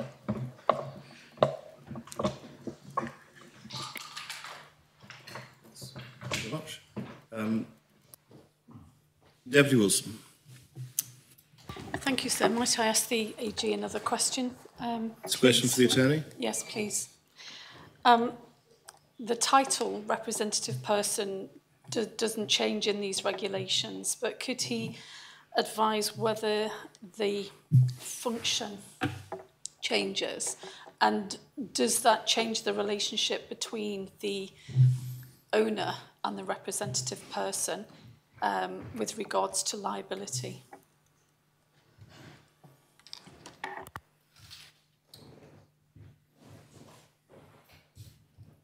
Well, so the function of being a representative person is already provided for in the existing version of the regulations. So this amendment simply seeks to extend the duties of the representative person, but it doesn't fundamentally change the function. The representative person is only there where the person does not otherwise satisfy the requirements for registration that are set out in the existing regulations. So where the person isn't ordinarily resident in Jersey, or the owner of a fishing vessel, and so on.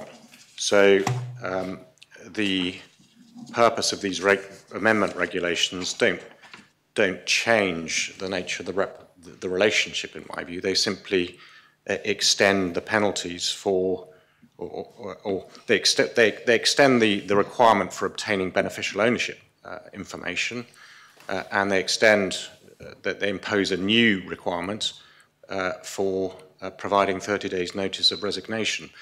But in my view, they don't fundamentally alter the relationship that's already there in the existing version of the regulations.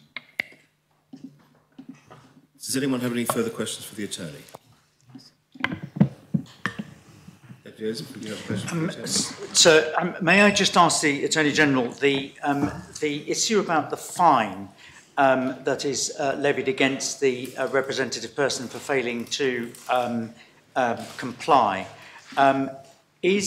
can he give me, or can he give the Assembly any guidance or any thinking as to why that level of offence was levied? Because I'm aware that there's a similar, I'm trying to read the offences under the beneficial ownership non-compliance regulations that the JFSC oversees with the administration of, I know it's rather different, but it's the same principle that you have to basically provide information about the ownership of companies. And I know that a super yacht is going to be owned by a company, and that's a further complication, but it might not be in Jersey. And I just wondered whether or not that was a sufficient deterrent to a fine of £10,000 on a super yacht that's worth a few tens of millions, £100 million or something, is relatively insignificant. May I ask that question, sir? It just seems to me a bit of a small fee compared to those that are levied by the JFSC. Well, I'm not wishing to be difficult, Deputy, but I'm not quite sure what the question from a legal point of view is. If it's... Well, it's normally the Attorney General gives advice on these matters. Sorry? Normally the Attorney General gives advice on these matters, I understand it. Well, advice was on the sufficiency of the penalty. Yes. Do you have any views on the sufficiency of the penalty? When introducing new or additional criminal offences, law officers do a penalty check to check that proposed penalties are sufficient and proportionate. And we would check against other penalties in similar legislation for similar types of offence. And I'm sure that that exercise would have been conducted in this case. And the view taken that this is a similar and proportionate penalty for the offences that are contained in the amendment. So the penalty is one that is levied on the representative person, and that representative person is a party in Jersey, and it is seen as a proportionate penalty on that party in Jersey, who may be a different person from the ultimate owner of, in the Deputy's question, a super yacht.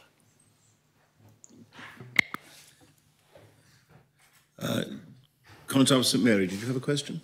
Yes, thanks. And I'm sorry if I appear to be pursuing this point too much, but on the question of defences, my understanding is that the person making representations against the amendment is concerned that he will be immediately taking on obligations because he doesn't have the information available to him, because his client has not provided it to him. But could the Attorney General please confirm that failing without reasonable cause to comply with various paragraphs, it is reasonable cause not to comply if the representative does not have that information, if he has asked for it?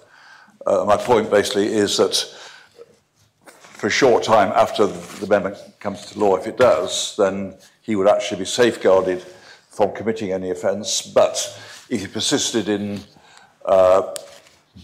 remaining as representative after a given time, he might not have that excuse. Would the Attorney General like to comment on that, please?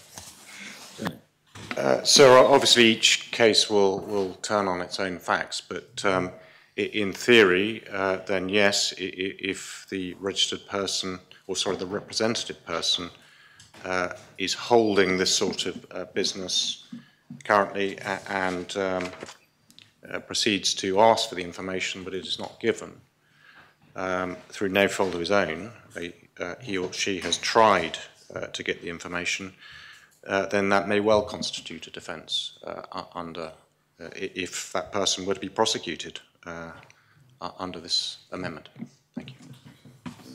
And Deputy Howell, you had a question for the Attorney? Thank you. This sort of follows on from the last question.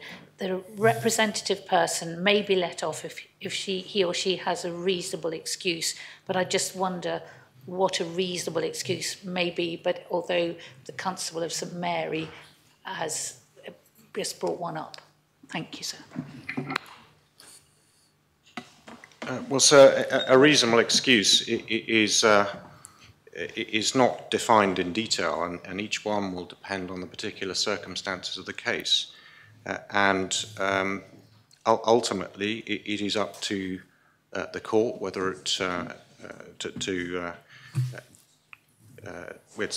to the defence to make out the nature of that excuse. It's a criminal prosecution, so the defence simply has to establish that there is a doubt in the mind of the court that is hearing this criminal prosecution. And if the defence succeeds in doing that, then the represented person will be acquitted. Deputy Joseph, do you have a further question or do you wish to speak? There's no point in me asking questions on things that once is going to get the same. I just don't see how I'm not a lawyer, but I've sat in this assembly a long time, and I just don't understand how the £10,000 is a equivalent on the other legislation. I know. But that I'm afraid, is a speaking point. Are you now making a speech? I will make a speech, but not. You asked me whether or not a question. I just wasn't satisfied by the Attorney General's answer, I'm afraid, because he couldn't answer it in this way, of discoursing way. The Attorney General's answer is the answer. But it's the answer just to say, put up with it.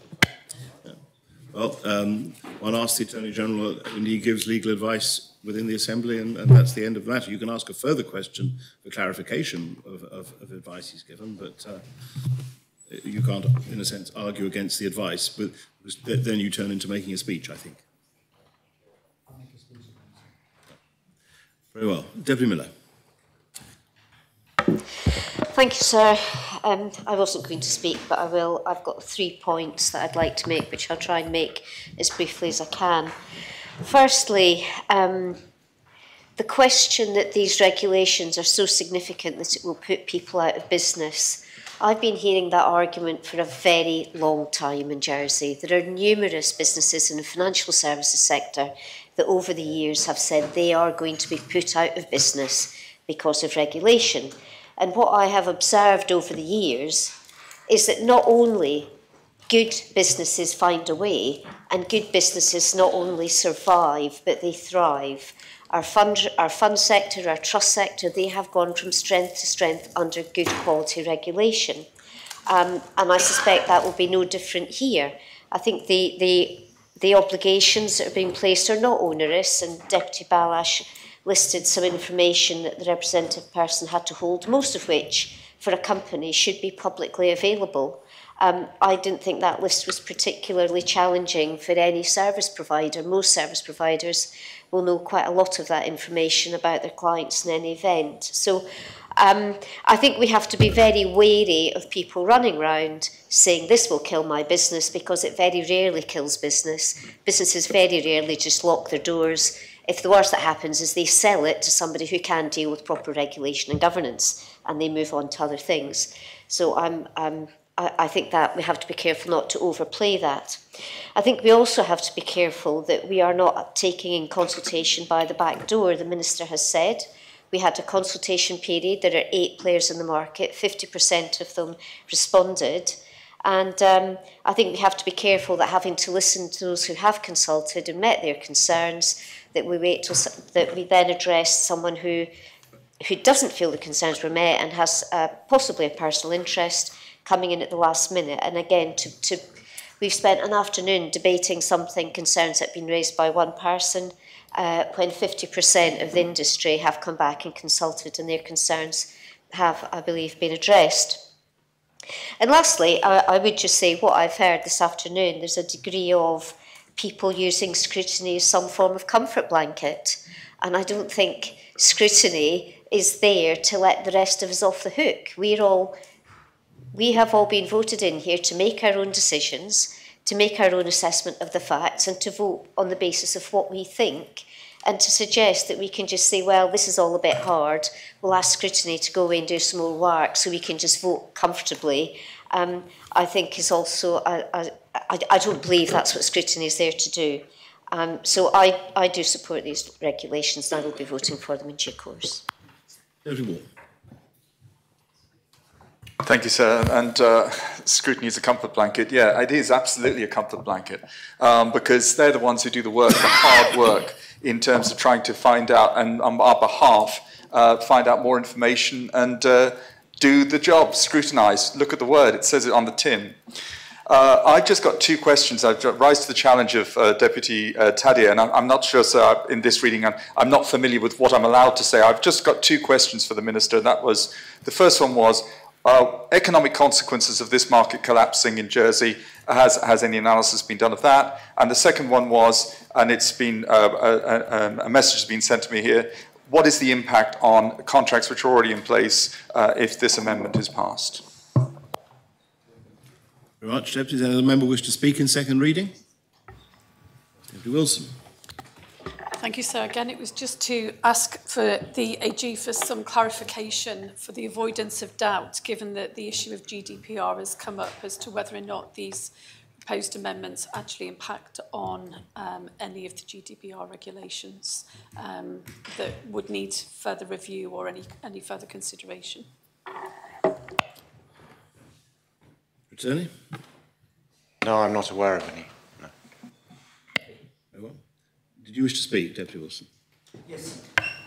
No, I was just asking Deputy Wilson if she was. Sorry, I do beg your pardon, sorry. I haven't got my glasses on. No, sir, that's fine. I just want a confirmation. That's Thank fine. you. Thank you very much. Presumably you'd like to speak then. I was going to call on whoever else wants to speak. So. I just wanted one more minute to collect my thoughts. But I've just... Well, does any other member wish to speak? If no other member wishes to speak. That's fine, sir. I will rise. So thank you. Thank you, sir. I have absolute confidence in the Minister, and I think that it's a shame that we can't scrutinise it.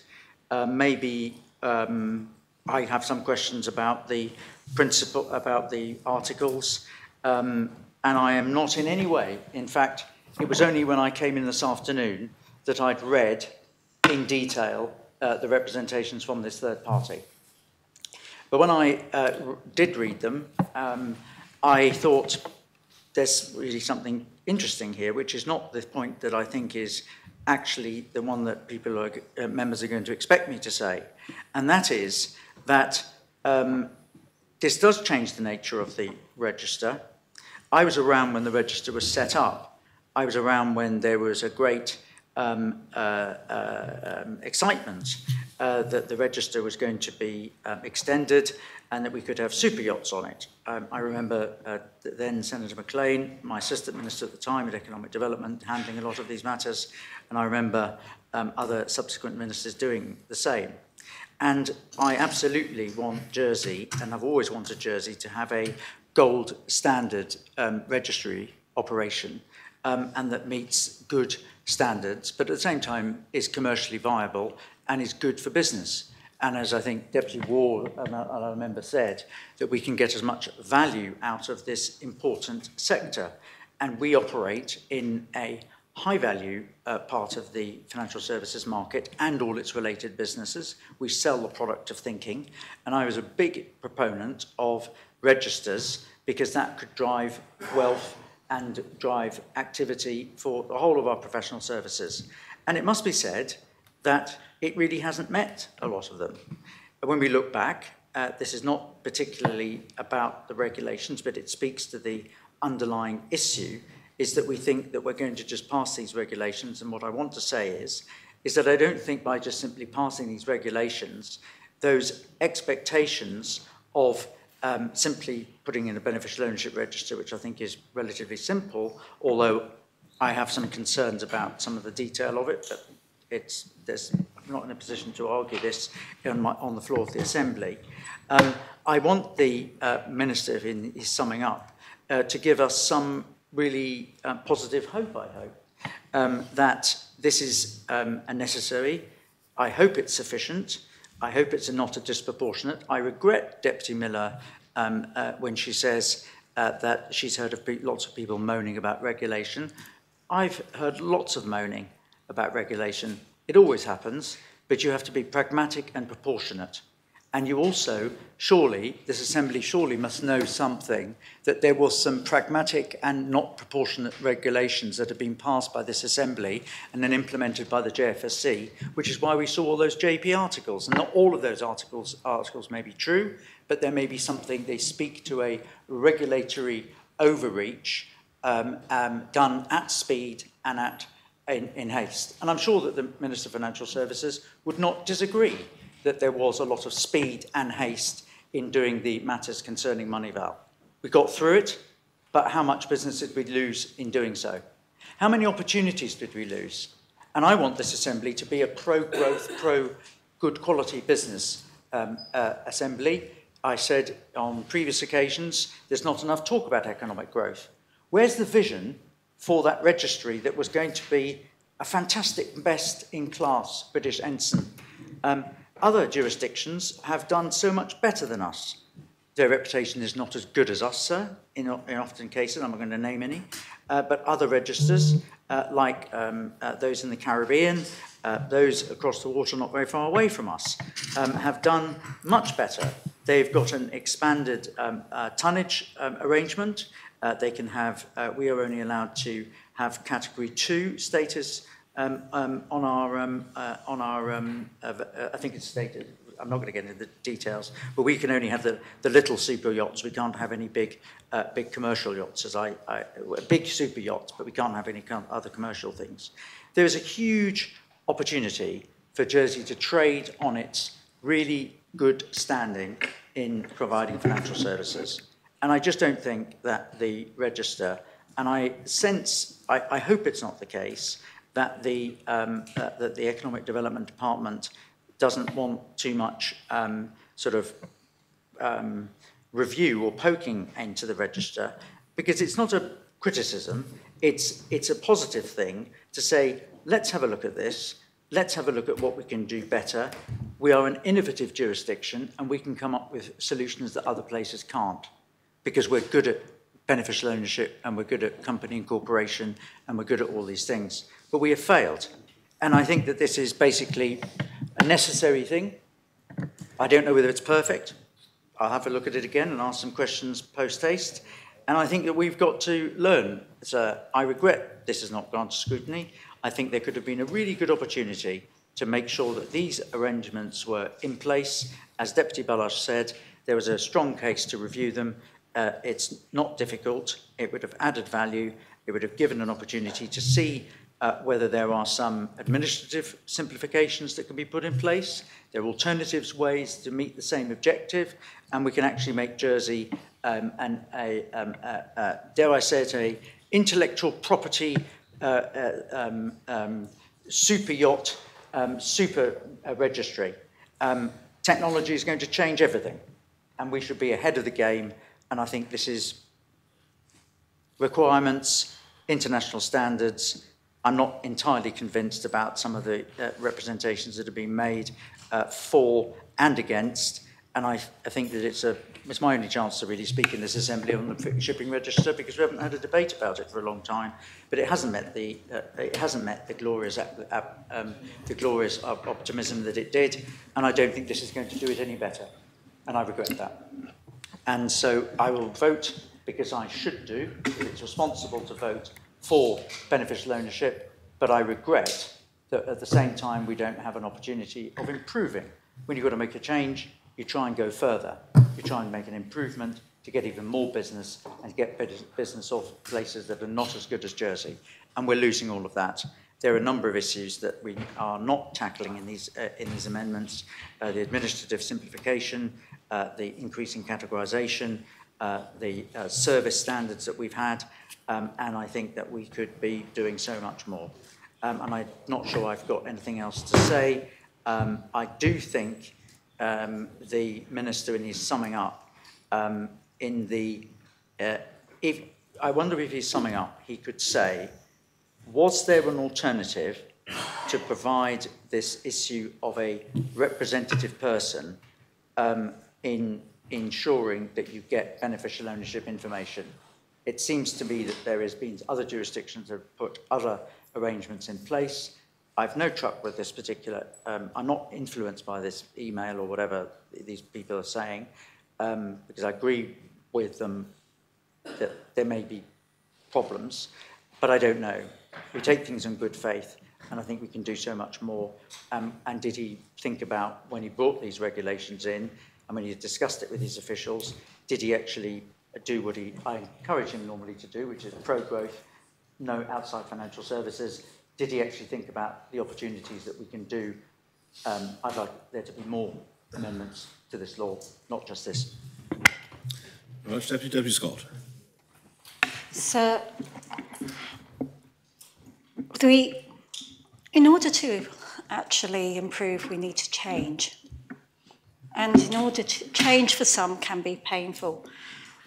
In order to be productive and to lead this island towards more productive activity in the economic area, I believe the States Assembly needs to learn to be more productive and ways of being more productive as well.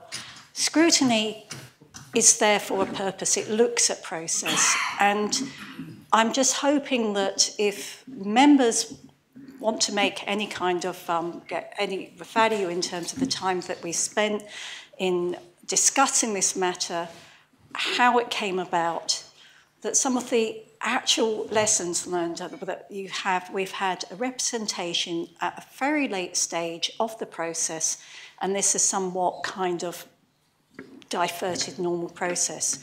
And maybe in the future, if we get contacted at the last minute and these things, that we should be diverting people to the scrutineers, and they should be actually saying that they are going to own that issue.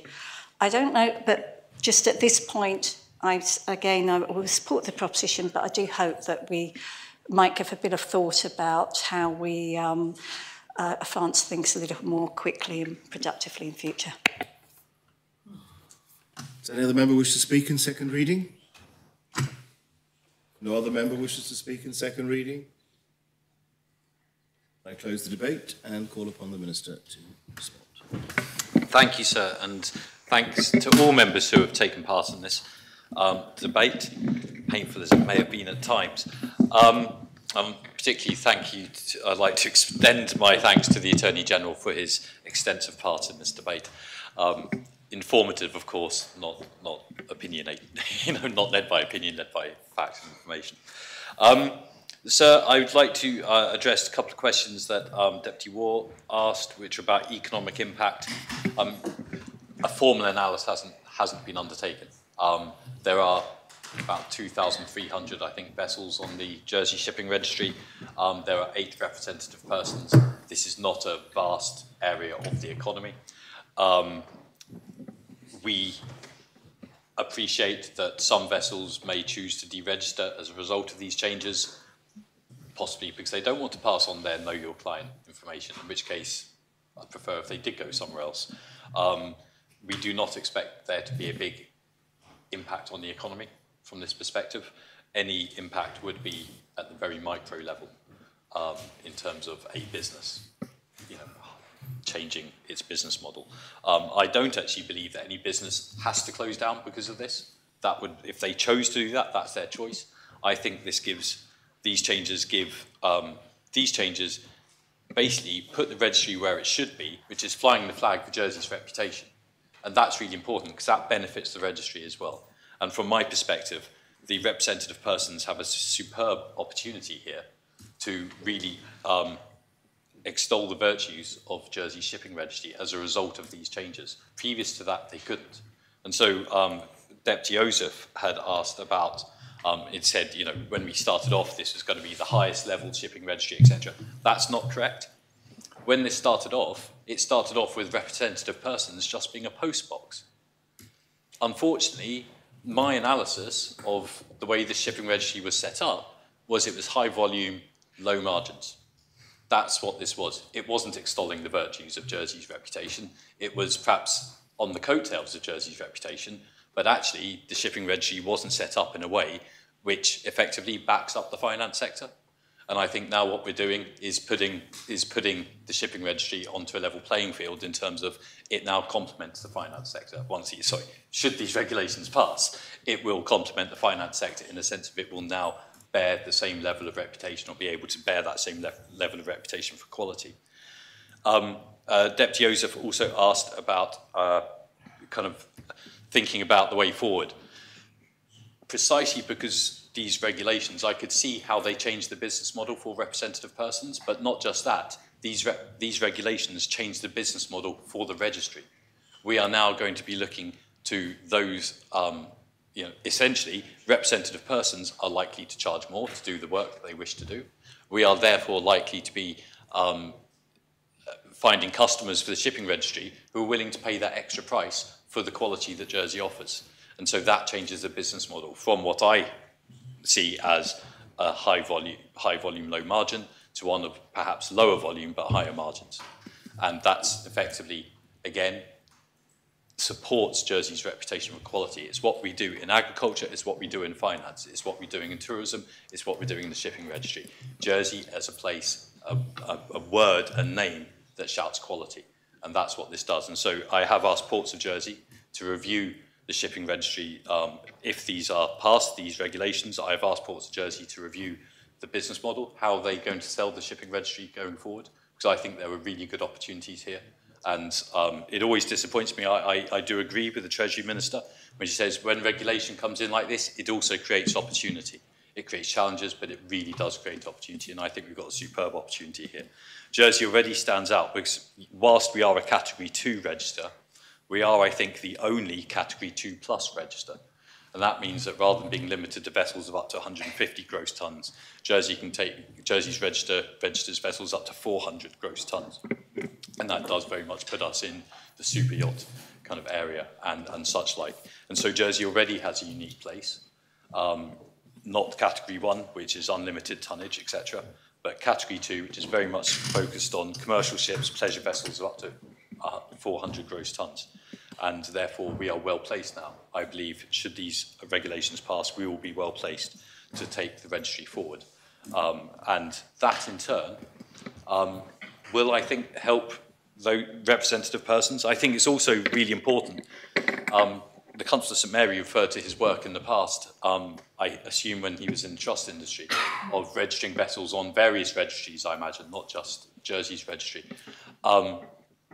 Jersey's registry in itself doesn't necessarily support trust companies, etc., that are already in the island, because those trust companies are just as likely to register a vessel in the Cayman Islands as they are in Jersey, in the Isle of Man as they are in Jersey, and so on. Because but Jersey's shipping registry, which is from the 19th century, Jersey's shipping registry enables the island to also benefit in some way from that, and to fly a red ensign and to be part of the red ensign family speaks volumes to Jersey's place in the world.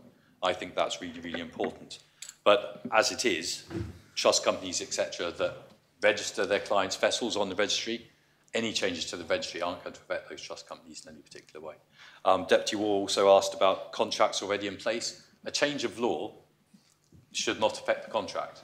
A contract between a client and a representative person, if there is a contract, I would think that any decent contract would say, should the law change, then we may require more information from you according to the law being changed. And so, no, this shouldn't in any way affect contracts that are already in place. So I would like to finish as well by defending scrutiny, both the panel and the process. Having been a scrutiny chair, it is for the scrutiny panel to choose what work they wish to call in. I know that when I was on a scrutiny panel, on several scrutiny panels, you cannot call in every piece of work. You cannot do a review on every piece of legislation because you would not get through them all. It is that simple. It is up to the scrutiny panel to choose their work. This piece of regulation has been scrutinised. It has been scrutinised by the scrutiny panel. That is work they have done. Just because they didn't create a review into it doesn't mean it hasn't been scrutinised. A review is just one method of scrutiny. The scrutiny panel has chosen their route, and they have said that they've scrutinised it. we presented them with the information to scrutinise it. It was the scrutiny panel's decision as to how they went about it. And I think the States Assembly should be mindful of that the scrutiny panel is autonomous and manages their own workload. But as I've said, I do believe this puts the shipping registry in a better place for the future. I think it now will complement more clearly the financial services industry, of which we're so proud and benefit from so extensively. As a result, sir, I propose the regulations en bloc. Thank you, sir. So, may I ask a point of clarification? Minister, do you give way for a point of clarification? Yes. I asked the Minister about the future plans, and he said that kindly that he was asking Ports of Jersey to effectively take stock. Would he give an undertaking for those of us that are interested I'm sorry I couldn't go on Friday. It's just not possible for me to attend on Friday of the briefing. But would he undertake for those of members that are interested in fishing, and there may be a few, not fishing, shipping, getting confused, shipping, that we could have a constructive workshop in order to look at how this is doing and deal with those other things, because I do think that this doesn't meet the that jump. I'm sorry to be difficult. I'm not sure that's a point of clarification about anything the Minister has said. Well, it's a point of clarification because I was asking whether or not he was up for basically doing a full review, and I just didn't think that he just said, because of this is happening, my point of clarification is, does he understand the point that is respectfully made, that it's not just this regulations that's got to change, it's other things within the registry as well? And if that's not a clarification, you can tell me off, sir.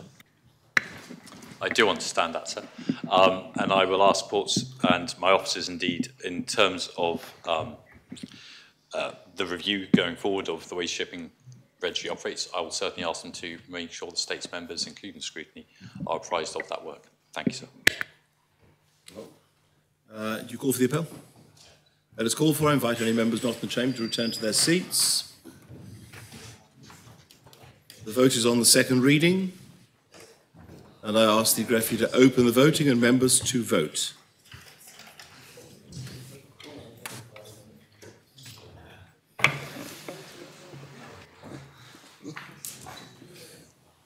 If members have had the opportunity of casting their vote, and I ask the greffier to close the voting. And the regulations have been adopted in second reading. 42 votes pour, no votes contre, no abstention. Do you propose the matter in third reading, Minister? Yes, sir, I do. Is it seconded for third reading? Yes, sir.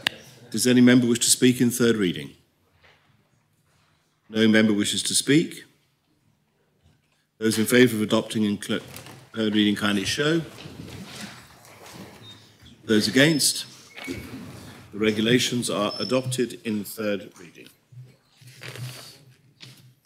The next item is amendment to standing orders, remote participation at state meetings P.63, lodged by the Privileges and Procedures Committee, and I ask the greffier to read the proposition. The States are asked to decide whether they are of opinion, A, to rescind their Act dated 14th September 2021, in which they adopted the proposition entitled States Meetings Continuation of Remote Participation, P.87 2021, in order that paragraph 1 of Standing Order 55A is reapplied. B, to make the following amendment to the Standing Orders of the States of Jersey with immediate effect. And C, to make the following amendment to the Standing Orders of the States of Jersey with immediate effect. Chair. Thank you, sir. PPC has brought forward this proposition to deliver on previous decisions of the States Assembly and to ensure that standing orders accurately provide for a remote participation in States meetings. At the moment, the Assembly continues to operate in a procedural vacuum, which has been the case since 2021. The report accompanying the proposition describes in detail the history of both remote participation and this proposition. Following the reference back last year of an earlier proposition, the report also explains what PPC subsequently did to address the questions members had. There are two previous Assembly decisions which need to be addressed. The first from 2021, when the Assembly adopted a proposition from the then Deputy John Young, which, although unwittingly, has left us with no parameters for remote participation in States meetings. The second from Deputy Gardner, the remote participation from outside the island in unforeseen circumstances should be permitted. As things stand, remote participation is possible for any reason, and I repeat, at the moment, remote participation is possible for any reason, although a member has to be in Jersey to be able to join online. There are three parts to these amendments to standing orders to allow for separate votes. The first part would reinstate the element of Standing Order 55A that was disapplied by Deputy Young's proposition. This would mean remote participation is possible in times of emergency or where the bailiff concludes a quorum cannot be achieved in person. The second part would allow for members individually to participate remotely for health-related reasons or for health reasons in respect of a household or family member. This would include caring responsibilities. In this second part, the committee has sought to replicate what has become commonly accepted practice, but its inclusion in standing orders would provide procedural certainty. And this is something that we'd really like to have. There would be guidance for members on the application of this provision, a copy of which is attached to the proposition. The third part would allow for remote participation from outside Jersey in unforeseen circumstances. And for no other reason, it would just be for unforeseen circumstances. By definition, such circumstances are not easy to predict, but the committee has endeavoured to address the queries members had on this point during the previous debate. If all three parts are rejected, or if the Assembly does not come to vote on the proposition, remote participation will still be available for any reason. For the avoidance of doubt, none of these provisions mean members would be forced to attend or participate remotely if they were too ill to do so. The Millard Oath would still be available and applied.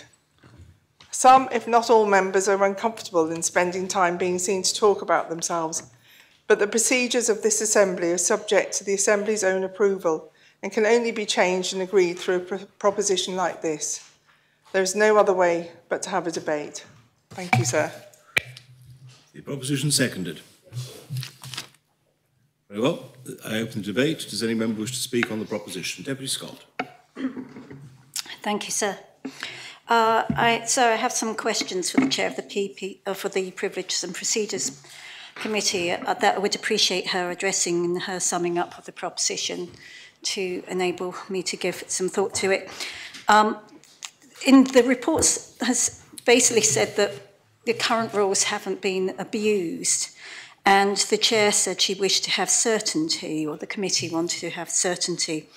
I'm just wonder why these rules, why bring them in when they could perhaps be overly restrictive or uncertain? And for example, and perhaps specifically, the new proposed paragraph 2 of Standing Order 55A allows members to participate remotely in meetings if they are absent owing to health reasons relating to that member or that family's health, provided that to do so would not be detrimental to the health of the member concerned. One question I have is exactly how is it to be established that remote participation would not be detrimental to the health of the member concerned? Is that by doctor's certificate or the non-expert opinion of the member? That's not particularly clear what the intent is. I'm pleased the proposed paragraph 2A allows remote participation from overseas if a member is not in Jersey owing to unforeseen circumstances. That could help cover the scenario addressed by P.63 2024 in the context of emergency meetings of the States Assembly. I wonder why this had to be confined to unforeseen circumstances in the case of overseas participation. What if a member is out of the island on state's business, but can physically join online before a conference or between meetings? Why shouldn't that member attend remotely? That would be consistent with the member's oath that states members must give due priority to attendance unless there are compelling reasons not to do so. So why would we, the States Assembly, be preventing possible attendance in these circumstances? So I would appreciate just whether any thought has been given to this or will be given to this. Thank you, sir. Deputy Luce. Thank you, sir. I will be brief. I've been a member of this Assembly since 2011, sir, and I would happily go back to those days and the rules that we had when I was first elected. We take an oath that says we attend in the Assembly, and we have a reason to be mallard, and that was as it was then. The Constable, the Chairman, in her opening remarks used the words commonly accepted practice. But I say to States members that we enjoy, if that's the right word, but we enjoy positions which are unavailable to anybody else. This is not a job where if you lose the job or to decide to not do the job, another person can step in easily or be recruited. We are all elected by the public as individuals to do a specific job. It's not something that can be just changed at a whim. If we're not here, it's not possible for somebody else to sit in our place. We're elected as individuals. So that colours my thinking about this very much so. I accept that in times of emergency we should use technology to move forward, as we have done in the past, and we showed our ability to do that as the first Assembly to be able to pass laws and stuff remotely, which was wonderful to see. But I fear that allowing members to vote away from the island is a thin end of a very big wedge, where we will, I don't like to say it, but we will have States members all over the world. We'll have no idea where they are, where they're pushing their button from. And I'll go back to what I said originally, sir. Some people may say I'm a dinosaur, but I would very much like to go back to the earlier days of my States Assembly, where people were all in here and pushing buttons, otherwise they were mallard. Thank you, sir. Deputy. Thank you, sir. Now, many have questions for the Chair for PPC, but I want to just maybe raise some issues that the Minister who's just left the chamber raised, because I think there's two separate things here. There's point C, which is about being off island or on island, and personally I will be voting against that. I think it's important that we are on island, but I think it's really important to understand that we are trying to be as an inclusive and diverse assembly as possible, and some of those that will mean people who have to be available to be supporting their family and especially their children's health, and have to be at home for that.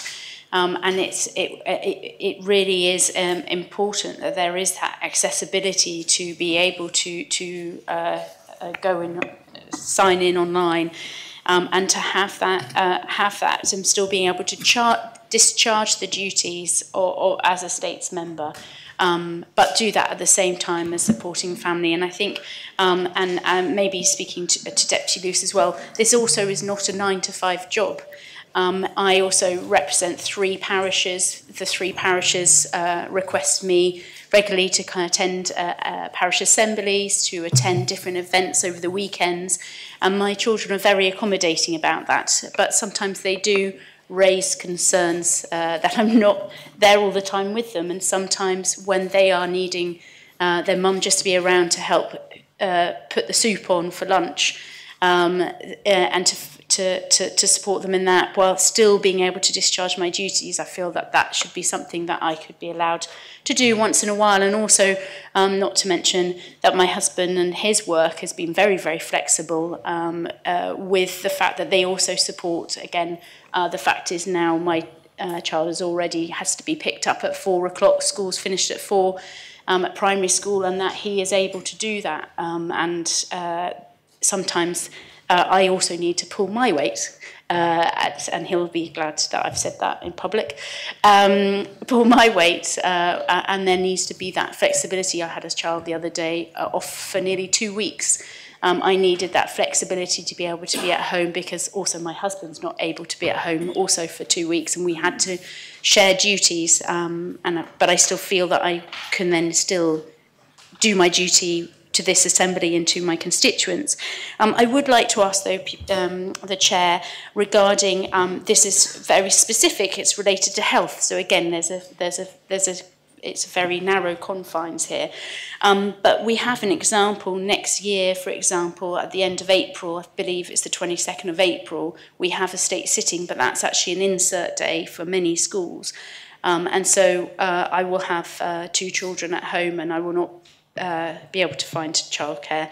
So I will have to be at home. And this is a question of whether, with this confines of saying it's just for health, I won't be able to attend the States Assembly because it's an insert day at school.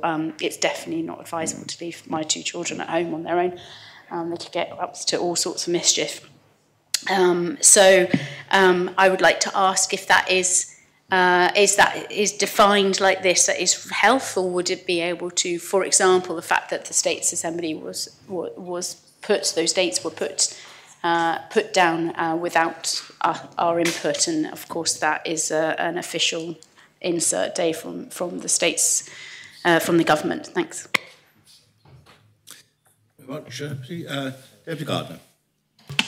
Thank you, sir. And I'm rising to speak because the part C, that is more contentious part, it was part of the proposition. And I would like to address this and actually also address what Deputy Jean raised. It's about how I can contribute as a member of this assembly, as a representative, if for unforeseen circumstances I wasn't able to come to the island. And this proposition was actually brought, people know, on my personal experience when my daughter happened to have COVID in London, and war with Ukraine started, and I need to ask other members of the assembly to bring the proposition because I couldn't actually bring my experience, my connection to the Ukraine community, my full involvement, because I was with COVID out of the island.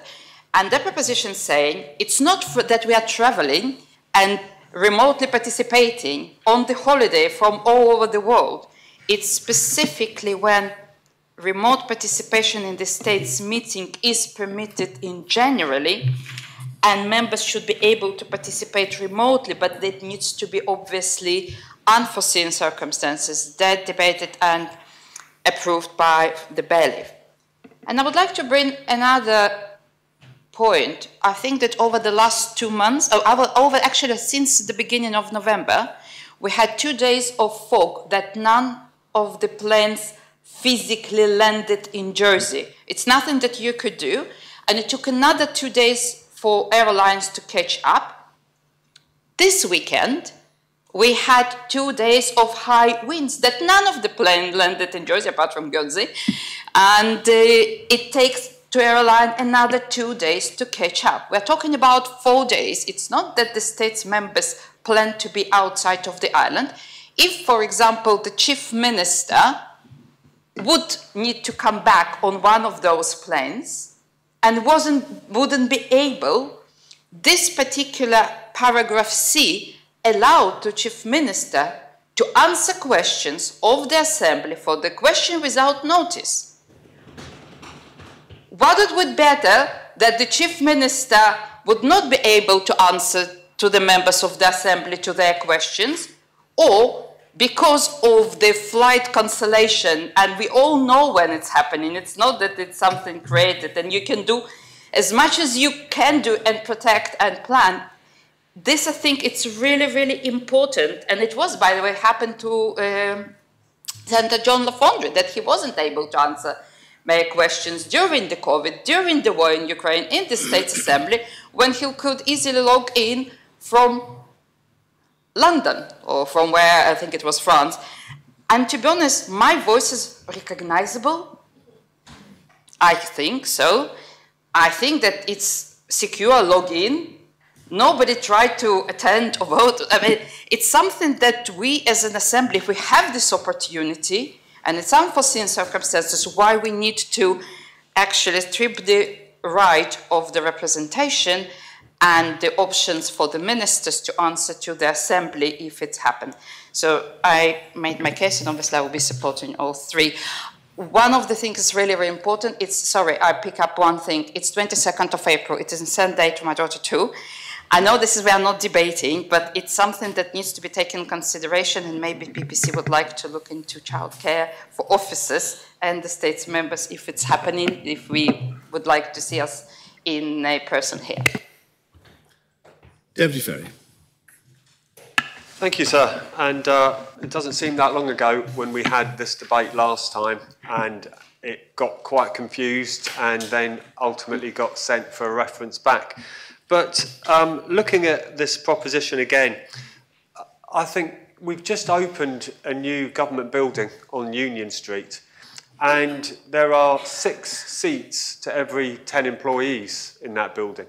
So the expectation is that people have the ability and are actively encouraged to work remotely, to work from home, and it's done on trust.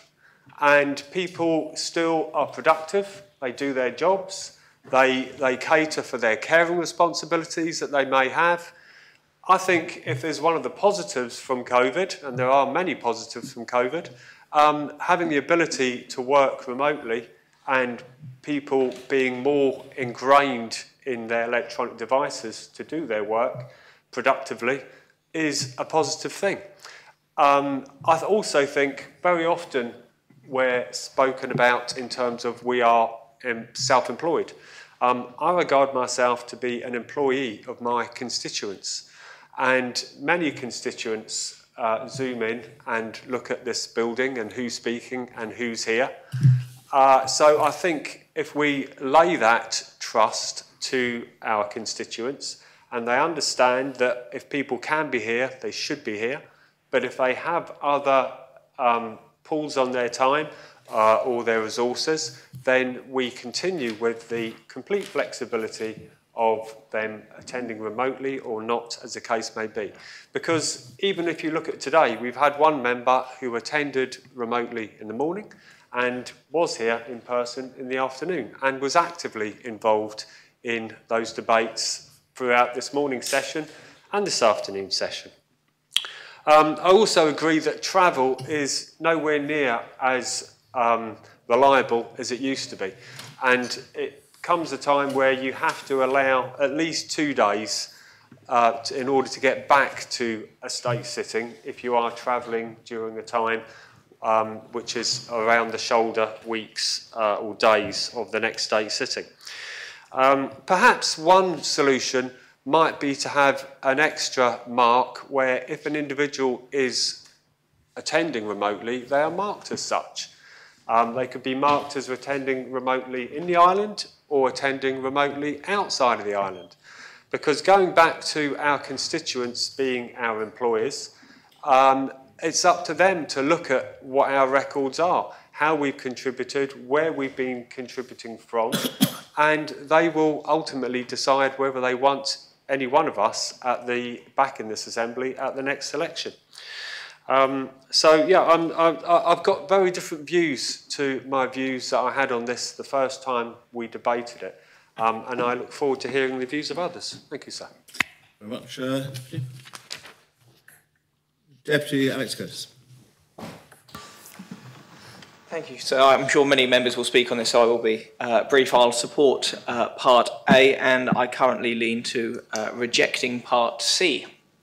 And I hear the comments made by Deputy Scott around, one may call it minister productivity. They could be both away on state's business and attending. But there is a wider piece on culture and how we conduct our business, and that any states member or any minister in particular who is going away is making a compromise, and they are making a deliberate choice as to the importance of that function compared to their duties here. And I think that that requirement is an important one in helping focus a mind as to what's important, and to have one's cake and eat it in that respect, I think isn't a good thing. I think it would actually encourage more attending of off-island events that clash, and rather than ensuring more attendance in here in person. With Part B, I wanted to echo a question I think has already been made, that in summing up maybe the chair of PPC could highlight, which is the direct reference to health within Part B for remote participation, health of a family member or health of the member themselves. And the chair highlighted the words caring responsibilities. And I really just wanted to know what caring responsibilities mean to the chair and to PPC, given that they would be working in consultation with the bailiff on drafting guidance.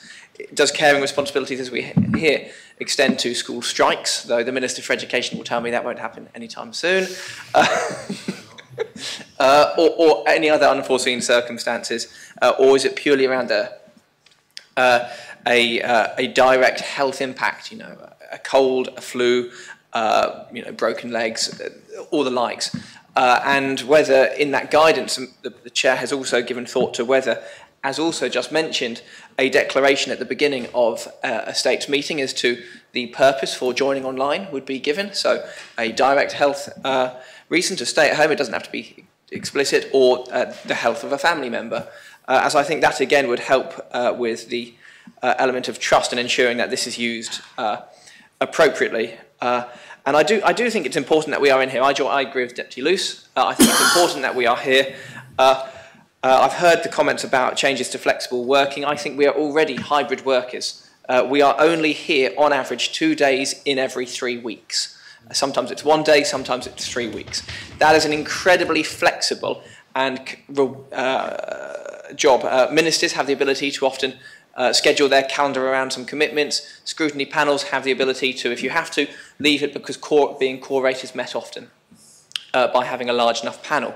So I think we are incredibly fortunate as office holders to have that flexibility. I don't think having to be here jeopardises us. This is not being flexible. We are incredibly grateful, and I do think those who want far more flexibility should also reflect on the value of being in person. And having worked in a fully remote team, which meant fully remote, there was nothing more valuable than visiting my clients on site, travelling for that, despite the loss in productivity of being on a plane, going between 1 or 2 countries. The value of seeing someone face to face, building those relationships, ensuring this chamber works together and understands the people behind the ministries or the people behind scrutiny, I think is important, and we shouldn't necessarily step away from that. So I'm very cautious about B. A will get my support. Does any other member wish to speak on the proposition? Deputy Ward. Thank you, sir. Just to sum up, I think part A is easy to accept. We learnt a lot from COVID, and it was quite an experience being in the Assembly or not being in the Assembly in COVID, and I think the work done to enable participation must be recognised, that the island kept going. There were difficult decisions being made at the time. There were so many laws and rules being covered, and without that remote participation, I'm not entirely sure what we would have done. And we have to keep that in the back of our mind and remember that that happens, and we need to prepare for that in the future. So I have no problem with part A. Part B, I am minded to accept. I remind members, and I'm sure I don't have to, and I'll probably do this again with a couple of others we're going to talk about, we're debating the wording of the proposition. The report is just a report. That's not the law. That's not what we're doing. It's just a report. You can say anything you want, literally anything you want in a report. I don't think it even has to be factually true from some of the questions I've asked about reports. And so therefore, it's the proposition that we're talking about and the specific wording of that proposition. And it says, remote participation will be available to any member individually if they are unable to attend in person due to health reasons relating either to themselves or someone close to them, that's quite important. This would include situations not only where a member was not present at roll call for such reasons, but also where a member was required to leave the chamber for such reasons later in the day. So I fully support members not being able to attend remotely if they're ill. And the other thing we learnt from COVID was this notion of if you were symptomatic. That's a word we weren't using a few years ago, symptomatic. We now use it quite often. So I'm symptomatic, I won't come in and spread my illness. And that's a very sensible thing. And I don't think we can move back from that. And I think in this Assembly, if you are ill and you are obviously going to spread it, and if you look at the setup of this Assembly, it is not the healthiest environment physically to be in if people around you are ill. So that makes common sense. I have no problem with that at all. but there are some questions that have to be answered. And I know they're not answered in the report or in this proposition, so we have a leap of faith to make as Assembly members. But there need to be clear guidelines. I have an issue with the word guidelines, and it might just be me. I like rules. I'm an old-fashioned type of chap, sir. I do like a few rules that we abide by. And guidelines are okay, but I would ask the questions. So in many, many workplaces, there are difficult discussions to be had around health and attendance at work. And they happen every single day in so many different workplaces about people's health and whether they attend. And I'd like to ask the Chair of PPC, who will have those difficult discussions? Because they will have to happen. Who are we passing them to? And who will make the final decision on those difficult discussions? Because there has to be a final point that are beyond guidelines. Because if guidelines mean, well, we won't really have a final point and it'll be up to me, I would just say, yeah, I'm not going to attend. We're back to square one again, I'm just not well. Are we going to bring in certificates? There is self-certification at doctors now. You can self-certificate, I believe, for up to 7 days. Will that be expected of members if they're ill?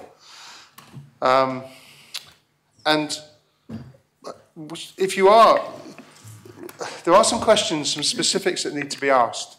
I'm sorry, so I have to go through these. I will be as quick as I can, but I want to express these. Some specifics that need to be asked about remote participation. So, for example, how are we ensuring that if you are remotely participating, you're participating? Will we have the situation where your camera is on at all times? That may not be to the public. Are we going to what we know as adopt COVID clothing, which is tracksuit bottoms, a shirt and a tie? Not that I ever did that, sir. I was always fully, smartly dressed in front of that camera, obviously. How are we going to do this? And how is the greffier? We are putting pressure on the greffier as well to ensure that the meeting is curate. Yeah? And so I think that's a really important question that has to be answered. There is detail to be had here as we agree and move on and know that detail. We have to be aware of, sorry, I usually, this is one, I didn't print this today, I can't do this from the screen. But so I am minded to support Part B because it's important if somebody's ill, they don't lose, if you like, the franchise, the ability to actually represent. However, you have to look after your own health, sir. And that's always an issue for us to decide upon because we are in the spotlight all of the time and judgments are made of us all the time, often completely unfair, by people who perhaps don't know us at all, about the actions that we take in this Assembly.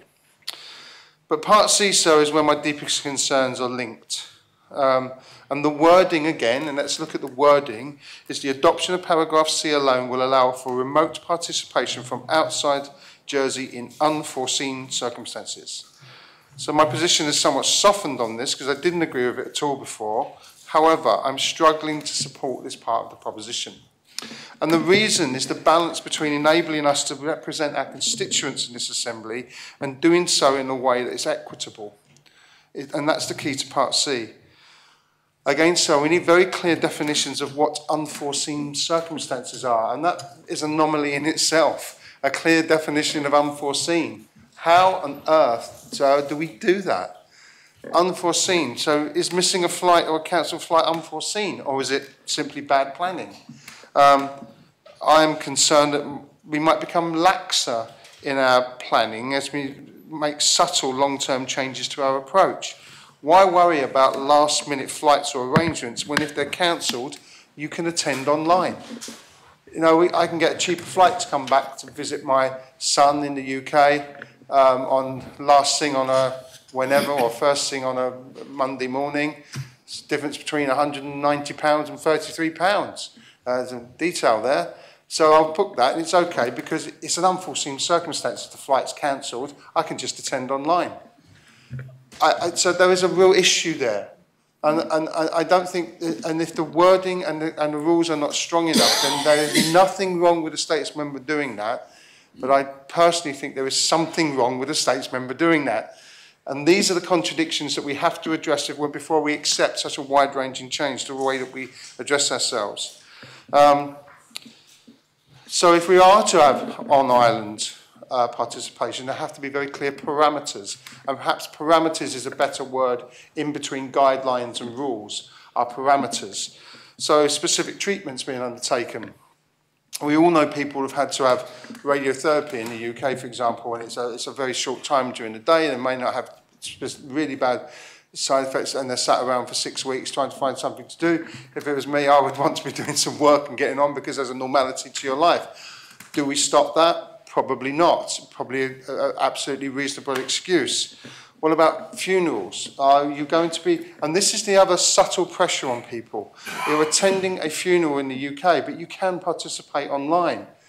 So therefore, you know, this is the question that needs to be answered, though, sir, these specifics. So will there be pressure on people to attend online when they've gone through that very difficult time? Those subtle pressures are the things that we don't deal with very well as an assembly. Someone once said to me in this assembly, being a states member is a constant exercise in controlling guilt. And I think that's a very true point that we have to address, that you can never be everywhere at the same time. Important family events, the birth of a grandchild. I put that in there, sir, simply to try and increase the pressure on my own children, but I know that is irresponsible and I'll be in trouble for that. But there are very important points there. They are very important to us. They are significant parts in our life. We maybe want to go and do those. And I can remember, sir, at the time when the volcano erupted somewhere in Iceland and flights were cancelled for a long time and really put pain, made difficulties. And there were people in workplaces all over this island, when they did return, were told, you're going to have to make that time up because you weren't here. Whereas we will separate ourselves from that by saying it was okay to participate remotely, you don't have to worry about it. So we have to be really careful. And finally, sir, I would ask the question, what happens if the guidelines are not adhered to? What happens if a member tries to attend offline without... I don't know how this would work, but it might become to a difficult situation. Are they removed from the assembly? And that's where we have to be absolutely precise in how the decision is going to be made.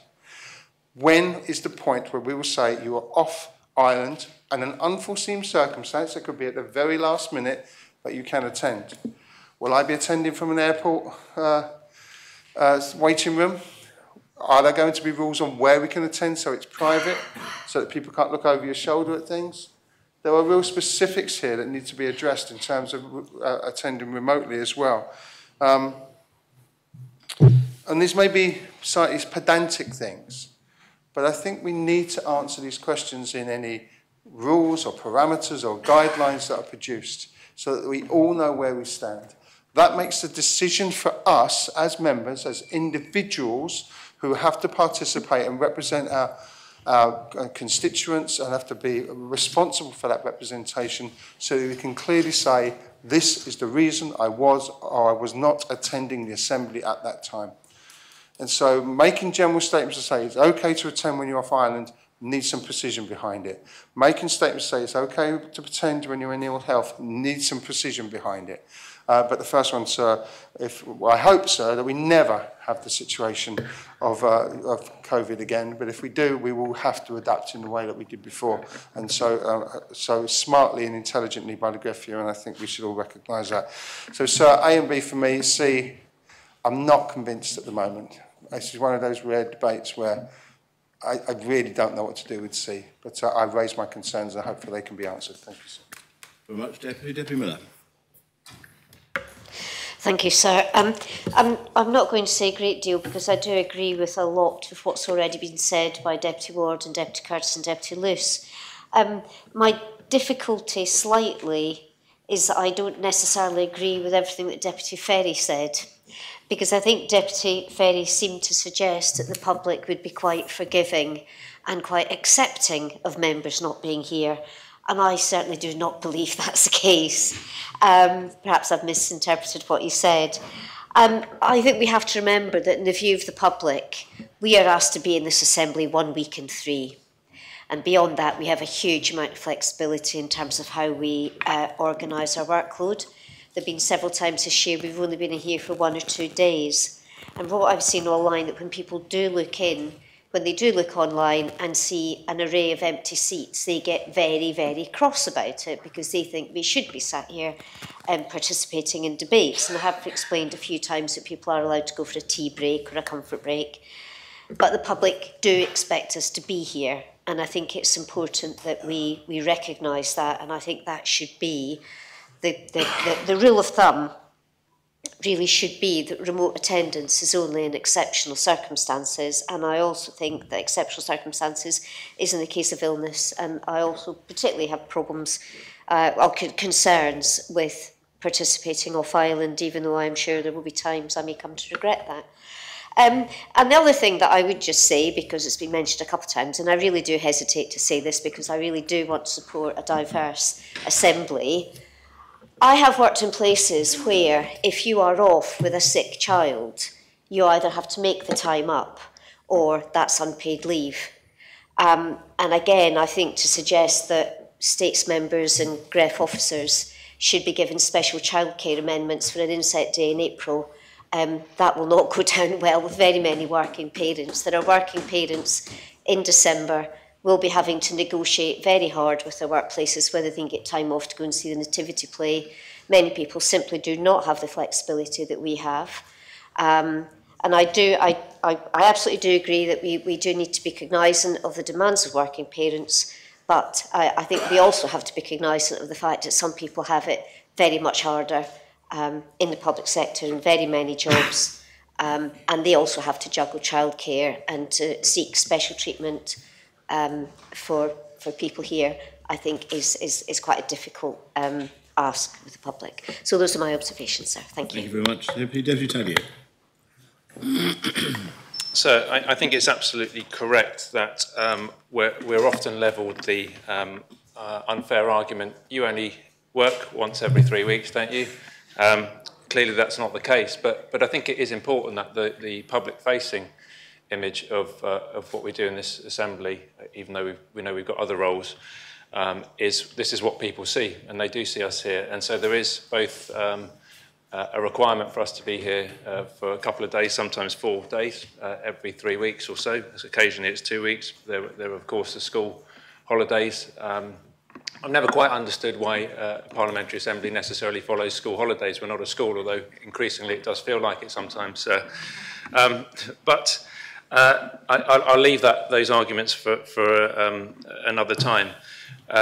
What I would say is that I'll be slightly more radical. I think actually the one part that I will be willing to support for this is Part A, because I think it would be good for us all to get back to the pre-COVID days and to have a period of normality and to actually see how that goes. So I would suggest by only adopting Part A and rejecting Part B and Part C, we should say that actually there's a presumption that you are in the Assembly. If you're ill, that's fine. Nobody's going to judge you.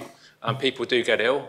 If you have to be off island for a family matter, that's also okay. You will be excusé.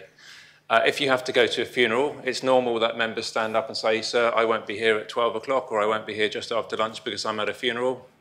And that's accepted. And we seem to be falling into an area where, and I'm not saying it's right or wrong, but I think it does need careful consideration because, of course, we are in a modern period and we know that this Assembly needs to both be cognizant of family-friendly practices, but it also, as Deputy Miller said, is that we mustn't just presume because we are only answerable to ourselves in a sense and we can make our rules up, that there isn't a massive disconnect between the largesse that we have to permit ourselves in terms of working practices compared to what the norm is, both for the public sector and the private sector. Because I think that is correct. In hearing, obviously I have sympathy for members, but when we hear about terms of talk about an inset day, there'll be some members of the public listening saying, what's an inset day? And when are the inset days? So I think it would be very healthy for this Assembly to actually have, and I would suggest that it's a year period, where we just revert to what used to be the norm, is that if you come to the Assembly if you can. If you can't come, you don't have to. We must remind ourselves that although we're a relatively intimate Assembly, how many times do we get asked, especially when we meet other parliamentarians from other places, they say, how big is Jersey? And you say it's 9 by 5 miles. And they say, how many politicians have you got? And we say 49. And they quickly do the maths and they say, that's quite a lot, isn't it?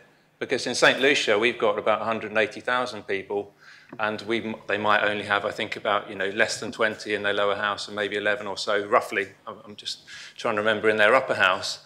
And so the point is that sometimes members might say, well, I want to be here to represent my constituents, but if it's a very exceptional circumstance and you can't make it to the Assembly, I think constituents understand, and they'll say, that's okay. There are 3 other representatives for constituency X or constituency Y. In fact, there are 4. There's a constable that represents every constituency. Some constituencies even are lucky to have 3 constables.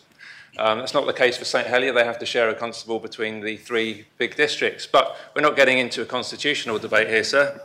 The point is, if you find yourself out of the island for foreseen or unforeseen circumstances, you can rely on at least 3 or 4 colleagues in the Assembly to represent your constituents. You might want to talk to them and say, Deputy Renniff, I'm afraid I can't make it. I've been unforeseenly detained in London for whatever reason. Hypothetically, would you mind raising this issue for me, and I'll be back as soon as I can, because there's fog, and of course nobody can ever foresee that there might be fog coming into Jersey when you've been away and you booked your flight for a Monday night just before you come back to a Tuesday morning sitting. So let's get on to Part C. I think this is really the part which is, I think, unacceptable, because, of course, we could all envisage scenarios where it might be on the balance of fairness reasonable to allow someone to join remotely. But I think that the point is it's open to abuse. And the unforeseen circumstances will be interpreted in such a way, because I think they have to be, because it's ultimately us who will be making representations as to what they mean. And what is being worded as exceptional will increasingly become just commonplace, and I think we're seeing it already. So I would strongly urge members to not support Part C and to revisit it if on a case-by-case basis. For example, I'm really concerned that actually what's being proposed here is far too vague and far too general. That's not to undermine the work that PPC's put in, because I think they've been trying to balance different competing needs. Is that I would much prefer, actually, if it wasn't to, because this isn't even going to come back to the Assembly, it would just be put into standing orders and it would be agreed between PPC, the bailiff in consultation with the Privileges and Procedures Committee. I'd much prefer to see some very narrow examples of where this is expected to be used, and then increase those examples if we need to in the following months and years that arise, sir. But as it's worded, I think it's far too generalised. And we will just see members, unfortunately, routinely not coming to the Assembly. And therefore, I come back to point B. The reason I want us to go back to the original position is that it becomes too easy for somebody to say, I could feel a headache coming on. I could probably feel a headache coming on tomorrow. And so, you know, I'm going to make sure that I'm in the Assembly tomorrow because I think it's the right thing to do. I'm moving a proposition tomorrow, I hope, and I hope we'll all be refreshed. And I know, first of all, on the one hand, it would look bad if I weren't in the Assembly to move my own proposition. And secondly, it would possibly also lose me votes. but that's a consideration which I think we have to make. So I would ask members actually to consider what we're here for. We have a large amount of flexibility in our jobs, whether we're on scrutiny panels or scrutiny chairs. We can, by and large, manage those meetings around our personal commitments. But I think when it comes to the Assembly, we sign up to this, we stand for election, and we know that we will have to be in this Assembly at least every 3 weeks. And we make provisions. You know, we already start at 9:30, we finish at 1:45, and we come back at 2:15. So it is fairly family friendly already in terms of the morning side of it. What I would say maybe is to give consideration to if we are sitting exceptionally during a long period, say in a budget debate, if we are to go into the evening, I think it's entirely reasonable that we have a pause at 5:30, maybe come back at 6 and allow people then to join online if they want to, sir. But I think that needs to be considered in the future. So in summing up this part of my speech, sir, it's funny to sum up your own speech, I strongly urge members to consider the idea of just reverting to the original position, only support Part A, reject Part B and Part C on the grounds that they're too broad and they're likely to be open to abuse. Very much. Deputy Miles. Thank you, sir. I just want to speak briefly and raise really just a couple of points to contribute to the debate, because an awful lot has been said, and I think I'm pleased to follow my colleague from St Brelard, because I actually don't agree with him. In the wording of the proposition, it talks about health responsibilities, but it isn't specific about caring responsibilities, although it is mentioned in the report. The caring responsibilities don't always relate to children, and there's some members in this assembly that care for adults with learning disabilities and autism. They also live with elderly parents. They also have elderly parents who reside off island. And it seems entirely feasible to me. You know, we have the technology. The technology exists to enable those members to participate when they want to. And to be excluded from participating due to your family responsibilities, I don't think is the right way to go. The second issue I wanted to raise was the issue of travel that Deputy Curtis raised. And that really comes down to planning. If those members who participate in CPA or APF events, you tend to have to book those quite far in advance, and you actually don't know what the debates are going to be. And there's a very real risk when you do know what the debates are going to be that you actually cost taxpayers money, because you then have to start cancelling hotels and flights, etc. And I know that is a minor point, but it is a point that needs to be taken into consideration. The other issue that I wanted to raise, particularly in response to Deputy Tadier's view about us going back to how it used to be, is the issue of accessibility of this chamber. It's not very accessible, and for those people who do have certain disabilities, be it temporary or permanent, it is very difficult to access this chamber in those circumstances. And again, I reiterate, we have the technology. Other members know I'm due to have surgery on my foot at the end of this week.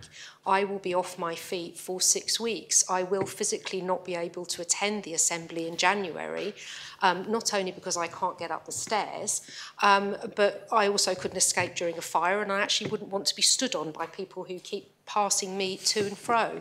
If Deputy Tadier's suggestion was to go through, I would have to be classed as malade. I won't be malade. There won't be anything wrong with my brain. Well, let's hope not.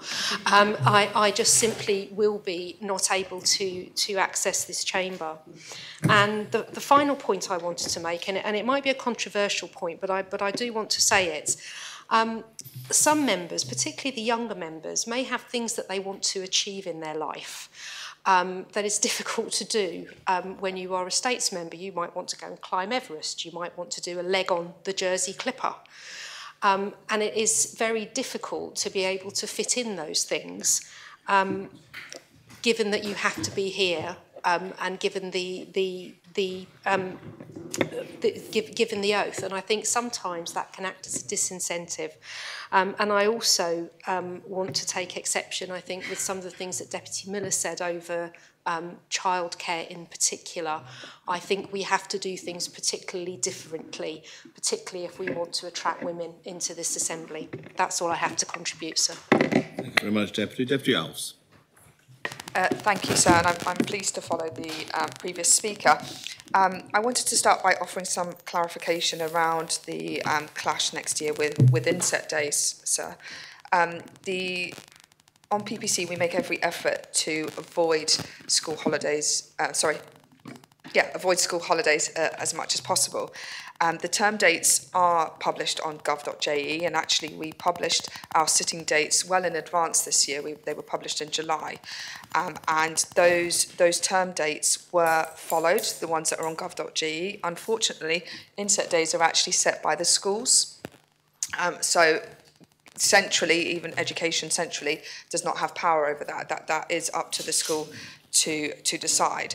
But we do try to give members as much time as possible in order to make those arrangements. So although I have sympathy with those members that obviously it's difficult, but it's also impossible for us to make it completely avoid inset days. And I'm also acutely aware that some of the private schools, for example, do not have the same term time dates as our government schools do as well. So we do follow what's published on the gov.je, and that is the main term dates. We avoid the school holidays, but inset days, unfortunately, on this occasion, because Easter is so late next year, it was unavoidable.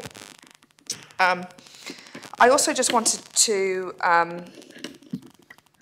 tell, I think I may have told this personal story previously, but in 2021, I was in a very difficult position where my grandmother was actually in Madeira dying. I am second generation Portuguese, and I know that the majority of members here want to encourage a diverse assembly. But with a diverse assembly has to come the understanding that my family do not reside here, okay? And I'm sure that's the case with a lot of other members within this chamber as well. And it can often be hard when a close family member is in a situation where they are very ill, and you don't actually know how long you've got left with them. So in 2021, I was travelling back and forth to Madeira in between sittings. We were completely online at that point because we were still in the midst of COVID. But because the rules did not allow me to participate online for the sittings, I was having to come back every 3 weeks, specifically for those sittings, and then flying back out again to see my grandmother, who subsequently died in the January of 2022. So I have a lot of sympathy for Part C, and actually I wonder if, as has been raised by Deputy Scott, whether actually unforeseen circumstances goes far enough.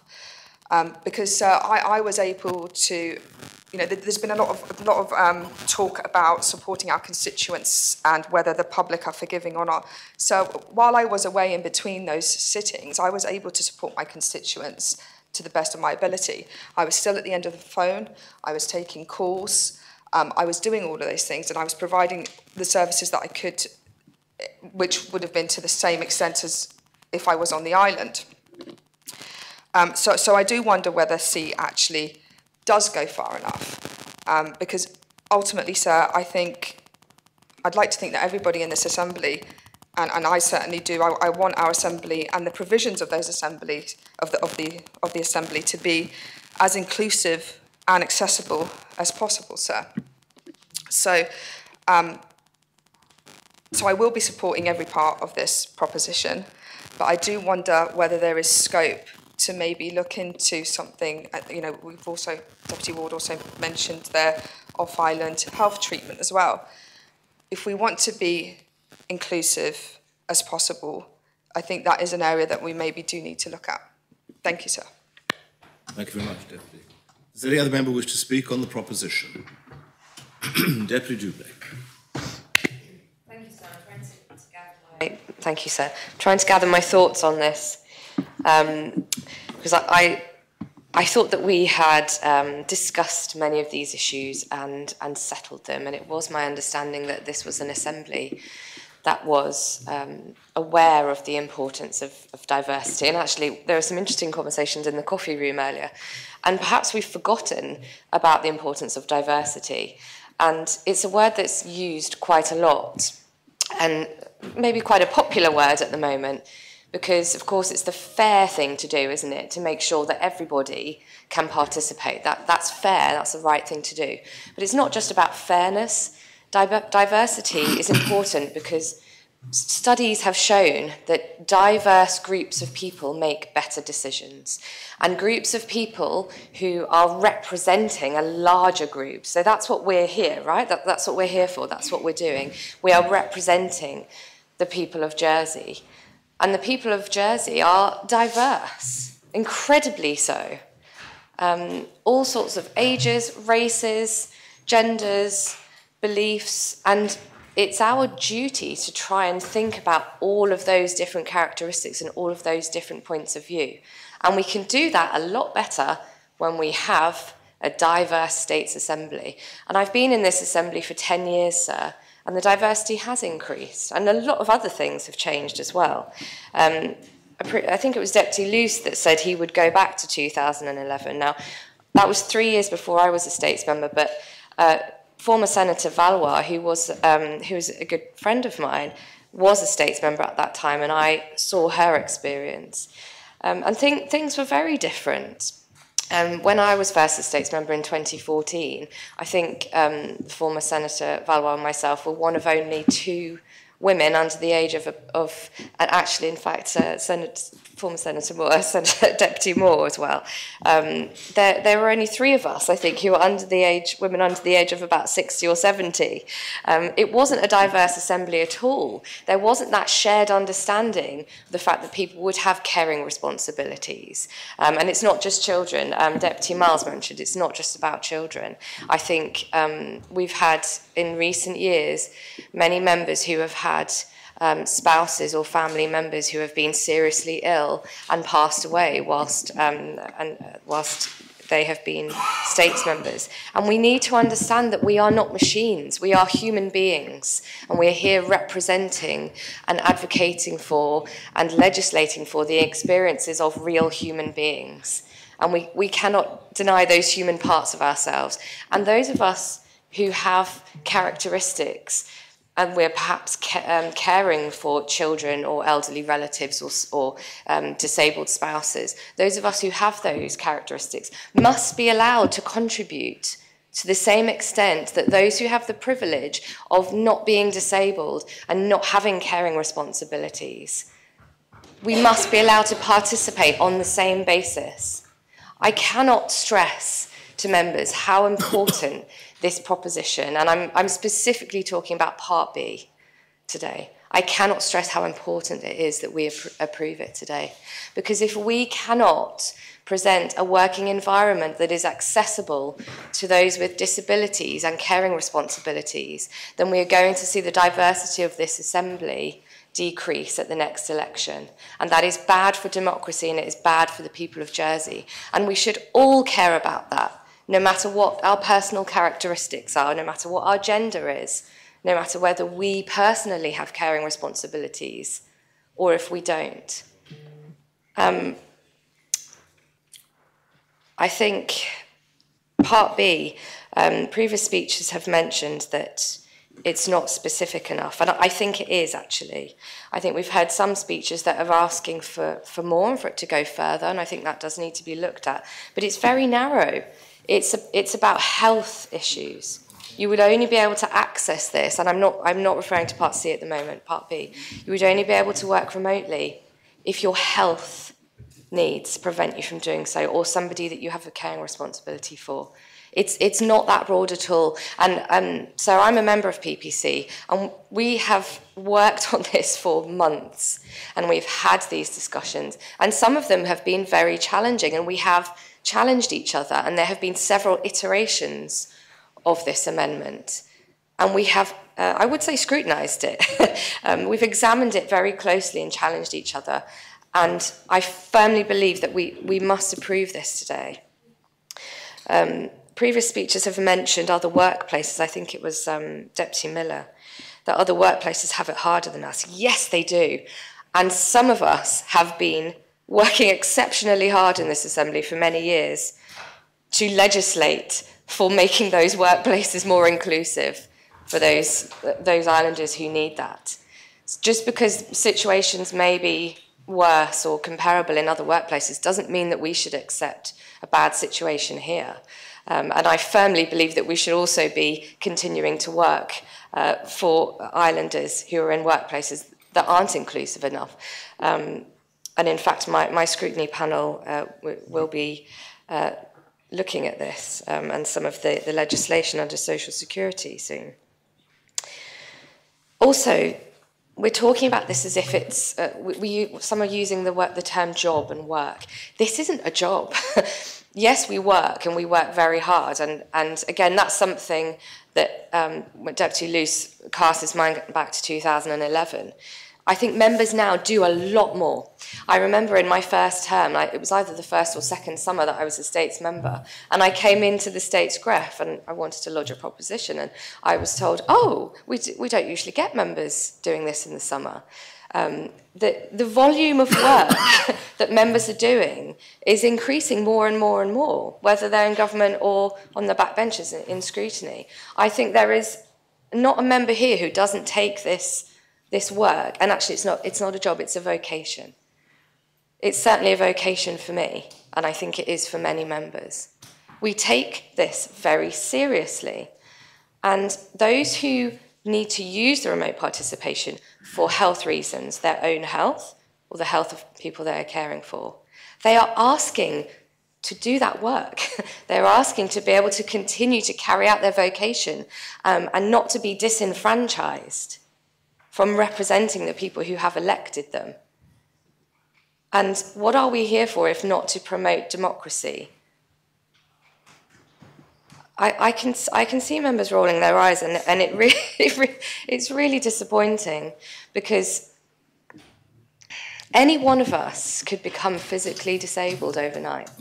We don't know what's going to happen when you walk out of when members walk out of the door of this assembly, this chamber. We could be hit by a car and physically disabled and not able to walk back into this building the next day. That could happen to any of us. We could be temporarily disabled, as Deputy Miles mentioned. We could become pregnant. Our partners could become pregnant. We have a member who is currently caring for a child at home. And those of us who have children know that in the first years of a child's life, you cannot always predict what their needs are going to be. We must make sure that we are including those people. Because, so Deputy Stevenson, she will have some fresh experiences of things like maternity services and health visitors. She will bring those experiences back into the Assembly, and she will use that, as I have done and others have done, with their varied experiences. And if we don't make this Assembly an inclusive and accessible place, we will not get varied experiences and varied points of view. We will have a homogenous point of view. So I am imploring members to please support Part B. It's very, very reasonable. It doesn't go far enough, in my opinion. I think it's very reasonable. It decreases the accessibility from what we have at the moment, as the chair of PPC said. At the moment, anyone can access the remote participation. If we approve Part B, it does put those rules in place. It means the only reasons that members can access it would be for their own health reasons or the health of people they're caring for. I think that's entirely reasonable, and I hope members will support Part B. Thank you, sir. Thank you very much, Deputy. It might be helpful for members to know who else wishes to speak. I mean, there's clearly at least two or three. Propose the adjournment, please. The adjournment is proposed. Very well. The Assembly stands adjourned until 9:30 tomorrow morning.